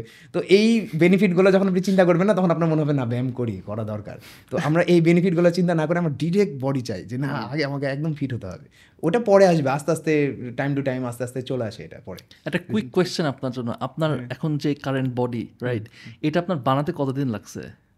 আমি যদি বলি 3 বছর লেগেছে, মানে আমাকে এখন যেরকম দেখছেন, এটা আমি যখন আমার ব্যায়াম করার বয়স 3 বছর হয়েছে তখন থেকে আমি এরকম, মানে একটা মানুষ ন্যাচারালি 3 বছর পর্যন্ত যদি ফুল বডি এক্সারসাইজ করে, মানে কোনো অঙ্গ বাদ দেয়নি, অনেকে তো আছে যে লেগের ওয়ার্কআউট করে না, পা দেখা যায় না তাই, তো ওরকম না, যদি ফুল বডি ওয়ার্কআউট করে তাহলে 3 বছর পর আর সে ইমপ্রুভ করতে পারবে না ন্যাচারালি, কারণ আমাদের শরীরে টেস্টোস্টেরন হরমোনের একটা মাত্রা থাকে, বুঝছেন, 270 থেকে 1070 ন্যানো ডেসিগ্রাম পর্যন্ত। তো ওই টেস্টোস্টেরনের মাত্রা অনুযায়ী যতটা হচ্ছে আপনার মাসল হওয়ার ততটাই হবে। তারপরে যদি আপনি বাড়াতে চান, মানে আমি যদি এখন বাড়াতে চাই তাহলে আমাকে হরমোন ইনজেক্ট করতে হবে। মানে আপনি বলতেছেন যে এর থেকে বড় আপনি হইতে পারবেন না ন্যাচারালি? এর থেকে ন্যাচারালি বড় হওয়া পসিবল না আসলে। হ্যাঁ, এটা এক একজনের জেনেটিক অনুযায়ী। আমার জেনেটিক অনেক বডি বিল্ডার যে অনেক, আপনি দুনিয়াতে যত বডি বিল্ডার দেখবেন যারা হচ্ছে অনেকে সবাই হচ্ছে টেস্টোস্টেরন হরমোন ইউজ করেছে, স্টেরয়েড, হ্যাঁ স্টেরয়েড যেটাকে বলা হয় স্টেরয়েড। সেটা অনেকে প্রকাশ করতে চায় না, এখানে প্রকাশ না করার একটা ভ্যালিড রিজন আছে। অনেকে মনে করে যে না এটা প্রকাশ করে না, যে অনেকে ছোট করে দেখবে এরকম, মানে যে হরমোন নিয়ে বডি বানিয়েছে, বিষয়টা এরকমও না। কারণ কি দেখেন যে আপনি যদি ডুয়েন জনসন বলেন, যে দ্য রক, তারপরে জন সিনা বলেন, দ্য আর্নল্ড শোয়ার্জনেগার, এটা কিন্তু অনেক পপুলার, বুঝছেন, এদেরকে কিন্তু অনেক ছোট ছোট মানুষ যারা ধরেন যে ফিটনেস লাইনে নাই, মানে ইয়াংস্টার যেমন আমরাও ফলো করতাম, তো আমরা যদি জেনে যাই যে তারা এই ইনজেক্ট করে করে বডি বানিয়েছে বা ইয়ে করেছে, তখন আমরা কী হবে যে আমরাও, আমাদের তো ওদের তো একটা লাইফের গোল আছে, তাদের ক্যারিয়ারের সাথে ওটা রিলেটেড, যে তারা যদি মাস্কুলার হয় তাহলে তাদেরকে ফিল্মে মুভিতে দেখতে ভালো লাগবে। কিন্তু আমার তো ওরকম ক্যারিয়ার না, বা একটা নর্মাল মানুষ, যে নর্মাল ছেলে, যে তার তো সেরকম ক্যারিয়ার চয়েস নাই, সে কেন ইনজেক্ট করবে? এই কারণে তারা হচ্ছে এটা প্রকাশ করে না, কারণ তারা যদি প্রকাশ করতে শুরু করে তাহলে যারা ক্যারিয়ার চয়েস করছে না তারাও ইনজেক্ট করবে নিজের শরীরে, শুধুমাত্র তাদের মতো লুকের জন্য। দেখবেন অনেকে কিন্তু ডুয়েন জনসনের মতো ট্যাটু করে, শরীরে ট্যাটু করে, তারপরে তো সামান্য যে কেউ যদি ট্যাটু করতে পারে তাহলে সে ইনজেক্ট কেন করবে না তার শরীরে? আর এটা তো খুবই অ্যাভেলেবল, আপনি চাইলেই কিনতে পারবেন, কিনে ইনজেক্টও করতে পারবেন। আর ইনজেক্ট করলে আপনার আরও বেটার ফিল হবে, আপনার আরও মনে হবে যে আপনার শরীরে 2-3 জন মানুষের শক্তি চলে আসছে, আপনার কনফিডেন্স লেভেল বেড়ে যাবে। তো আপনি দেখবেন যে প্রচুর বেনিফিট, কিন্তু যখন ছাড়বেন তখন আপনি এক চান্সের নিচে নেমে যাবেন, তো আপনি ডিপ্রেশনে পড়ে যাবেন, অনেকে সুইসাইডও করে নেয় এই কারণে। তো এটা কি, যে যখন আমরা হরমোন ইনজেক্ট করি তখন আমরা কোনো সাইড ইফেক্ট দেখি না, তখন আমরা জাস্ট গুড ইফেক্টগুলো দেখি, যে হরমোন ইনজেক্ট করার ফলে আমাদের শক্তি বেড়ে গেছে, আমাদের হচ্ছে মাসল বেড়ে গেছে, আমাদের কনফিডেন্স বেড়ে গেছে। কিন্তু যখন আপনি হচ্ছে ইয়ে করবেন, মানে হচ্ছে এটা ছাড়বেন, তখন দেখবেন যে আপনার হচ্ছে সবগুলো সাইড ইফেক্ট শুরু হয়েছে। কারণ কি, টেস্টোস্টেরন হরমোন একটা ইয়ে হলো, গ্রোথ হরমোনের ধর্ম হলো যে আমাদের পিটুইটারি যে গ্ল্যান্ড আছে সেই গ্ল্যান্ডটা কিন্তু রিসিভ করে, হ্যাঁ, যখন আপনি বাইরে থেকে ইনজেক্ট করছেন আপনার শরীরে, তখন আপনার শরীরে আপনার ব্রেন সিগন্যাল দিবে যে এই তো বাইরে থেকে পাচ্ছে। ব্রেন আপনাকে সবসময় রিল্যাক্স মোডে রাখতে চায়, ব্রেন তখন আর পরিশ্রম করবে না, মানে আপনার হচ্ছে যে টেস্টিকলস আছে ওটার কিন্তু আর টেস্টোস্টেরন হরমোন উৎপাদন করবে না, বন্ধ করে দেবে। যখন আপনি বাইরে থেকে পুশ করছেন আপনার শরীরে, তখন আপনার ব্রেন এটাকে বন্ধ করে দেবে, যার কারণে যেটা হবে যে আপনি যখন ছাড়বেন তখন ব্রেনকে তো একটা সিগন্যাল দিতে হবে যে আপনার বডিতে পর্যাপ্ত পরিমাণে প্রয়োজন মানে উৎপন্ন হচ্ছে না, তখন ব্রেন আবার আস্তে আস্তে উৎপন্ন করা শুরু করে। কিন্তু সেটার একটা পিরিয়ড আছে, ধরেন আপনি টানা 3 মাস হচ্ছে টেস্টোস্টেরন হরমোন ইনজেক্ট করলেন নিজের শরীরে, মাসল অনেক বাড়ালেন, যখন আপনি ছেড়ে দিলেন তখন সাথে সাথে তো ব্রেন করবে না, আপনার হচ্ছে আপনার টেস্টিকল কিন্তু সাথে সাথে স্পাম তৈরি করবে না। কারণ কি আপনি ব্রেন এতদিন ধরে দেখছি যে গত 3 মাস ধরে তো সে বাইরে থেকে ইনজেক্ট করছে, তো ব্রেন ওয়েট করবে যে এই মনে আবার ইনজেক্ট করবে। তো এইভাবে 15 থেকে 20 দিন 30 দিন পার হয়ে যাওয়ার পর যখন ব্রেন ফিল করবে যে না আপনার শরীরে পর্যাপ্ত পরিমাণে উৎপন্ন হচ্ছে না টেস্টোস্টেরন, তখন ব্রেন আবার আস্তে আস্তে প্রোডাকশন শুরু করবে। তো মাঝখানে যে 15 থেকে 20 দিন বা 30 দিনের যে পিরিয়ড, এই 30 দিনে আপনি যে মাসল বাড়িয়েছেন সব ভ্যানিশ হয়ে যায়, বুঝতে পেরেছেন? এই 30 দিনেই মানে যত ধরেন আপনি কথা 10 কেজি মাসল তৈরি করেছেন, আপনি 2 কেজিতে নেমে চলে আসবেন। তাজ ভাই, আমার বন্ধু সাজ্জাদকে কি সম্ভব আপনার মতো বডি বিল্ড করানো?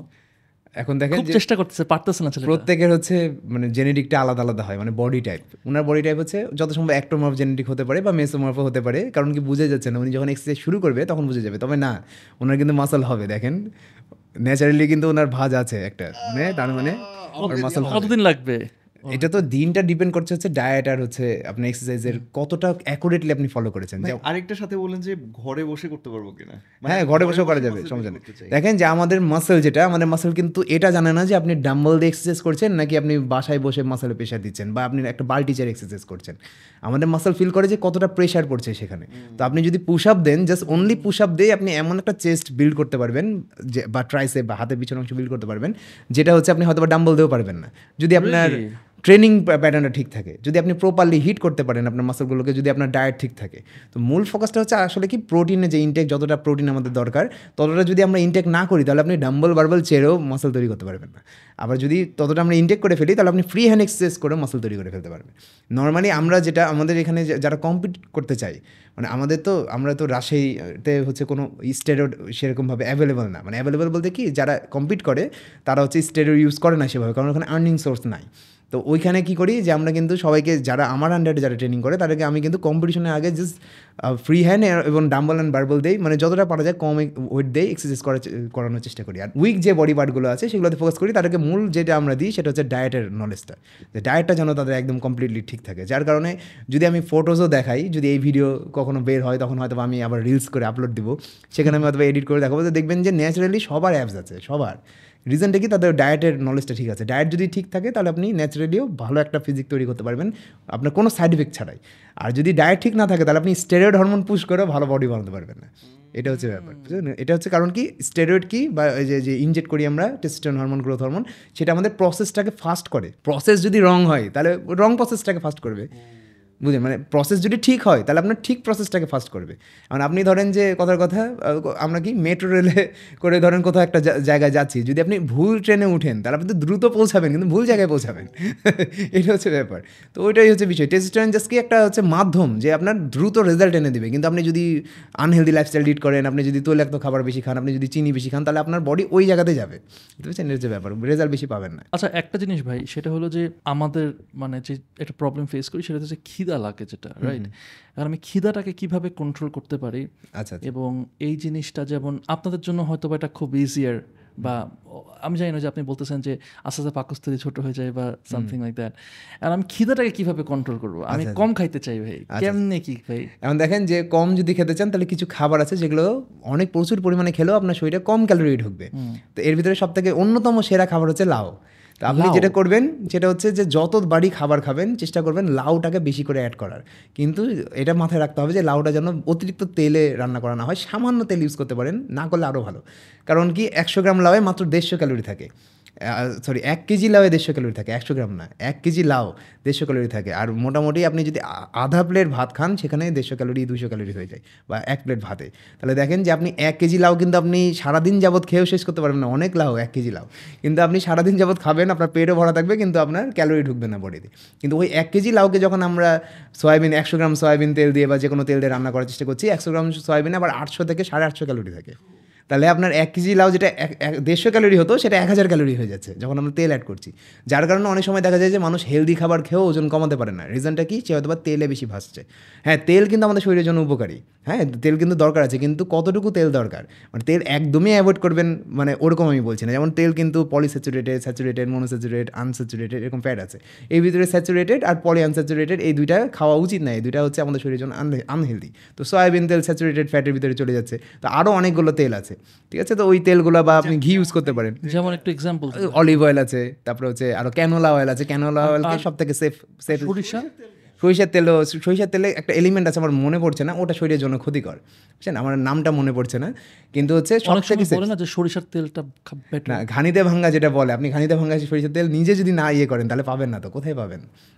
সব কিছুতে ভেজাল, বুঝছেন, এটা হচ্ছে ব্যাপার। যদি খানিতে ভাঙা খেতে পারি তাহলে তাও কিছুটা তাহলে কিছুটা আপনার হচ্ছে মানে ব্যাকআপ মানে কম ক্ষতি হবে আপনার শরীরে, কিন্তু তারপরও তেল যতটা পারা যায় কম ইউজ করতে তার হবে। মানে সয়াবিনটা একদম ওয়ার্স্ট। সয়াবিন একদম ওয়ার্স্ট, যত ভালোই ব্র্যান্ড হোক সয়াবিন হচ্ছে ইয়ে না, মানে প্রিফারেবল না। আপনাকে অবশ্যই যদি পারেন তো ক্যানোলা অয়েল হচ্ছে একদম সেফেস্ট, মানে যতগুলো তেল আছে এর ভিতরে। আর না হলে ঘি ইউজ করতে পারেন খাবারে, ঠিক আছে। তো ঘি হচ্ছে, হ্যাঁ ঘি হচ্ছে মানে পরিমাণটা কিন্তু কম হতে হবে। ঘিও কিন্তু 1 গ্রামে 9 ক্যালোরি। যত ধরনের তেল আছে, ফ্যাট আছে, মানে মলিকুল যদি আমাকে ফ্যাট তাহলে হয়। একটু ভাই ওই যে পলিস্যাচুরেটেড আনস্যাচুরেটেড একটু আমাদের জন্য অডিয়েন্সের উদ্দেশ্যে একটু বুঝাই দেন আচ্ছা জিনিসটা একটু। দেখেন যে যদি আমি বলি যে স্যাচুরেটেড ফ্যাট হচ্ছে যে হচ্ছে আপনার মানে বের করে সুস্বাদু বানানোর জন্য যেটা হয় না, যে ভালো জিনিসগুলোকে বের করে পলিশ করে জাস্ট হচ্ছে তেলটাকে বের করে নিয়ে আসা, যেটা সয়াবিনে করা হয়। সরিষার তেলও প্রায় চলে যায় হচ্ছে ওরকম কাছাকাছি, কিন্তু যদি ঘানিতে ভাঙা হয় তাহলে অন্য অন্য ভিটামিনগুলোও চলে আসে বা অন্য অন্য জিনিসগুলোও চলে আসে। আর বাকি একটা আছে ট্রান্স ফ্যাট হচ্ছে যে আমরা যে মেয়োনিজ খাই না, বার্গারে যেগুলো ইউজ করা হয়, বা যে চিপস মানে হাবি জাবি যতগুলো প্যাকেজ জাতীয় খাবারে যেগুলো ফাস্ট ফুড, সেটা ট্রান্স ফ্যাট। তারপরে হেলদি ফ্যাটের ভিতরে আপনি ওই যে বাদামের যে ফ্যাটটা আছে, আমি যদি হেলদি ফ্যাট আমি যদি এইভাবে নাম করে করে বলি মানুষ মনে রাখতে পারবে না। আমি জাস্ট গুড ফ্যাট আর ব্যাড ফ্যাটের কথা বলি, তাহলে মানুষ ভালো বুঝবে। হেলদি ফ্যাট হচ্ছে বাদাম, ঠিক আছে, বাদামের ঘি, তারপরে হচ্ছে আপনার গরুর যে হচ্ছে দুধের যে ঘিটা হয় সেটা মানে বেশি খাওয়া ক্ষতিকর, কিন্তু সামান্য পরিমাণে খেলে কোনো সমস্যা হবে না, ঠিক আছে। তারপরে হচ্ছে আপনার সামুদ্রিক মাছের যে তেল বা ফিশ অয়েল, এগুলো হচ্ছে হেলদি ফ্যাট। এই সমস্ত তেলগুলো খেলে আপনার শরীরে তেলের চাহিদা পূরণ হয়ে যাবে। মানে ভিটামিন অ্যাবজর্ব করার জন্য কিন্তু আমাদের ফ্যাটের দরকার। আমরা যে ভিটামিন খাই না, সেটা কিন্তু আপনি যদি ফ্যাট না খান তাহলে কিন্তু অ্যাবজর্ব হবে না শরীরে। কিন্তু ফ্যাটের তো আবার ধরন আছে, আপনি মানে আনহেলদি ফ্যাটগুলো খাচ্ছেন, তাহলে কী হবে, তাহলে আপনার ভিটামিন অ্যাবজর্ব হবে, সমস্যা নেই, কিন্তু আপনার তো শরীরে আরও ক্ষতি হচ্ছে, সাইড এফেক্টও হচ্ছে। তো আপনি যদি গুড ফ্যাটগুলো খান, যেমন আপনি যদি বাদাম খান পর্যাপ্ত পরিমাণে সারাদিনে, আপনি যদি সামুদ্রিক মাছ খেতে পারেন, সামুদ্রিক মাছ খেতে না পারলেও এটা তেল পাওয়া যায় ফার্মেসিতেই ট্যাবলেট ক্যাপসুল আকারে, সেগুলো যদি প্রতিদিন কেউ একটা করে খেয়ে নেয়, তবে প্রেগনেন্ট মহিলারা ওটা না খেলে ভালো হয়। মানে শুরুতে প্রেগনেন্সির প্রথম 3 মাসে এটা সমস্যা হয়, কিন্তু যারা হচ্ছে নর্মাল লাইফ লিড করছে তারা কিন্তু সামুদ্রিক মাছের মানে ফিশ অয়েল সারা বছর খেতে পারবে একটা করে ট্যাবলেট। এটা খেলে কী হবে, আপনার শরীরে ফ্যাটের চাহিদা পূরণ হয়ে যাবে, আপনার আর আলাদাভাবে সয়াবিন অয়েল খাওয়ার দরকার নাই, ঠিক আছে। কিন্তু আমি এখন যদি আবার আলাদাভাবে বলি যে পলিস্যাচুরেটেড, মোনোআনস্যাচুরেটেড, তাহলে মানুষ মনে রাখতে পারবেন। এটা জাস্ট সিম্পলি গুগলে সার্চ দিবেন ফ্যাটের প্রকারভেদ, দেখবেন লিস্ট চলে আসবে, খুবই সহজ এটা। আমি জাস্ট এই কনসেপ্টটা বুঝিয়ে দিলাম যে হেলদি ফ্যাট খেলে আপনার আর আনহেলদি ফ্যাট খাওয়ার প্রয়োজন নাই, ঠিক আছে। যেমন অনেক সময় হচ্ছে মানুষ বলে যে চিনির তো দরকার আছে শরীরে, ব্রেনের জন্য ভালো। চিনি কিন্তু আমাদের ব্রেন যখন হচ্ছে আমরা চিনি খাই, আমাদের পাকস্থলী কিন্তু চিনিকে গ্লুকোজে রূপান্তর করে। তো গ্লুকোজ কিন্তু 2 জায়গা থেকে আসে, একটা হচ্ছে কার্বোহাইড্রেট থেকে, একটা হচ্ছে ডিরেক্ট আমরা যে সুগার খাচ্ছি ওটাও কিন্তু কার্বোহাইড্রেট। তো আপনি যে ভাত খাচ্ছেন, রুটি খাচ্ছেন, ফলমূল খাচ্ছেন, যাবতীয় যত যা খাচ্ছেন, এগুলোই কিন্তু আমাদের শরীরে যে গ্লুকোজে রূপান্তর হয়ে যায়। তার জন্য আপনাকে আলাদা করে চিনি খাওয়ার প্রয়োজন নাই। তো আলাদা করে যখন আমরা চিনি খাই, তখন আমাদের ব্রেন খুব দ্রুত রিল্যাক্সেশন পায়, মানে ডোপামিন রিলিজ করে, যার কারণে আমাদের ব্রেন আবার ক্ষুধা অনুভূতি বাড়িয়ে দেয়। মানে আপনার বারবার ক্ষুধা লাগবে, যে আপনি যত চিনি খাবেন তত আপনার ক্ষুধা বাড়বে। যেটা আপনি বলছিলেন যে হচ্ছে ক্ষুধা কেন বাড়ে, তো ক্ষুধা হচ্ছে একটা হরমোন আছে আমাদের, গাট হরমোন, পেপটাইজ ওয়াই নাম। মানে এই হরমোনটা হচ্ছে আমাদের ক্ষুধা আমরা যখন খাবার খাই তখন এই হরমোন প্রচুর পরিমাণে উৎপন্ন হয়, যার কারণে আমাদের ক্ষুধার অনুভূতি দূর হয়ে যায়, এই পেপটাইজ ওয়াই হরমোন। আর এই হরমোনটা যখন শরীরে কম থাকে তখন আমাদের ক্ষুধার অনুভূতি আরও বেশি জাগ্রত হয়, বুঝলেন। তো যেটা হবে যে আপনার পেপটাইজ ওয়াই হরমোন হচ্ছে যখন আমরা প্রোটিন খাই, মানে প্রোটিন টাইপের খাবার, যেমন লিন প্রোটিন, মাছ, মুরগি, ডিম, এই টাইপের খাবারগুলো খাই, তখন আমাদের শরীরে পেপটাইজ ওয়াই হরমোন রিলিজ হয় প্রচুর পরিমাণে, কিন্তু সুগার রিলিজ হয় না, মানে গ্লুকোজ রিলিজ হয় না। আমাদের শরীর ফ্যাট বার্ন করে কখন, যখন আমাদের শরীর থেকে গ্লুকোজের মানে শেষ, গ্লুকোজের ফান্ড শেষ, তারপরে অবশিষ্ট সময়টা আমাদের শরীর ফ্যাটটা বার্ন করে। তো আপনার প্রোটিন খাওয়ার ফলে কিন্তু আমাদের শরীরে গ্লুকোজ বাড়ে না, আমাদের অ্যামিনো অ্যাসিডে রূপান্তর হয় প্রোটিন। তো আপনার শরীরে গ্লুকোজ ঢুকলো না, কিন্তু পেপটাইজ ওয়াই হরমোন রিলিজ হলো, যার ফলে আপনার খাবার ক্ষুধা কমে যাবে, কিন্তু আপনার হচ্ছে শরীরে গ্লুকোজ মানে চিনি বাড়বে না, ব্লাডে সুগার লেভেল বাড়বে না, যার কারণে আপনার ফ্যাটও হবে না। এইভাবে প্রোটিন আমাদের একদিক দিয়ে আপনার মাসল তৈরি করে, আরেক দিক দিয়ে ফ্যাট কমায়। মানুষ মনে করে প্রোটিন যে সাপ্লিমেন্ট যেটা বলে, প্রোটিন মনে হয় খালি মাসল বানানোর জন্য, না, প্রোটিন খেলে কিন্তু দ্রুত গতিতে ফ্যাটও লস হয়, যদি আপনার ওভারঅল ডায়েট ঠিক থাকে, বুঝতে পেরেছেন? তো এটা হচ্ছে মানে খিদা কমানোর সব থেকে ভালো উপায় হলো আপনার যখন ক্ষুধা লাগবে তখন আপনি এই যে লাউয়ের কথা বললাম, আরেকটা হচ্ছে আপনি প্রোটিন টাইপের খাবার খাবেন। আপনি ডিম খেয়ে নিলেন একটা সিদ্ধ বা 2টা সিদ্ধ ডিম খেয়ে নিলেন, হ্যাঁ টেস্টই না, সমস্যাটা হলো যে এখানে টেস্ট নাই, মনে মনে ভাবছিলাম এটা হচ্ছে প্রবলেম। তো চিপস খাইতে ইচ্ছা করতেছে, চকলেট খাইতে ইচ্ছা করতেছে। হ্যাঁ হ্যাঁ, হ্যাঁ, তো এটা কি যে আমি এই জন্য সবাইকে বলি যে আপনি লাউ ধরাই দিতেছেন আমাদের হাতে, বাট আমার তো চিপস।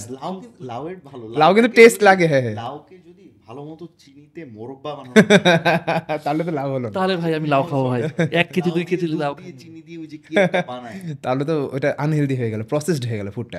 এখন দেখেন যে ডায়েট কিন্তু এমন না যে সপ্তাহে 7 দিন করতে হবে। আপনি যে করতে পারেন একদমই, সে চেষ্টা করেন সপ্তাহে 4 দিন করেন, অর্থাৎ একদিন করবেন একদিন ব্রেক করবেন, একদিন ডায়েট করবেন একদিন ব্রেক করবেন। একটা বিষয় দেখেন যে রমজান মাসে কিন্তু আমরা না খেয়ে আছি, পানি পর্যন্ত খাচ্ছি না, আর ওখানে আপনার কি আপনি সবই খেতে পারবেন, জাস্ট তৈলাক্ত চিনি খেতে পারবেন। রমজান মাসে কিন্তু ঠিকই আমরা পারি, ওই যে মানে এখানে কি রমজান মাসে আমরা ওই বেনিফিটটার কথা চিন্তা করি যে আল্লাহর কাছে একটু প্রিয় হব, তারপরে হচ্ছে সোয়াব কমাবো। তো বেনিফিট যখন আপনি এইভাবে চিন্তা করবেন যে আমার শরীরের জন্য উপকার হবে, মানে শরীরের জন্য উপকারটা তো আপনি ডিরেক্ট ফিল করতে পারবেন। আপনি একদিন আপনি হচ্ছে ডায়েট করার চেষ্টা করেন বা হেলদি খাবার খান, পরের দিনই দেখবেন যে আপনার একটু এনার্জেটিক ফিল হবে। আর যখন আপনি এটা টানা 20 দিন 30 দিন করে ফেলবেন না, তখন দেখবেন অভ্যাসে রূপান্তর হয়ে গেছে। প্রথম মাসটাই কঠিন, মানে প্রথম 3টা সপ্তাহ অনেক কঠিন। এই 3টা সপ্তাহ যে কেউ যদি পার করে ফেলতে পারে তাহলে হচ্ছে ওর কাছে সবই ইজি মনে হবে। আমি কিন্তু সবই খাই, যে এই ঢাকাতে আসছি আমি তো এমন কোনো খাবার নাই যে খাচ্ছি না, সবই খাচ্ছি, কিন্তু আবার বাসায় যেয়ে আবার ঠিকই মেনটেন করে ফেলবো।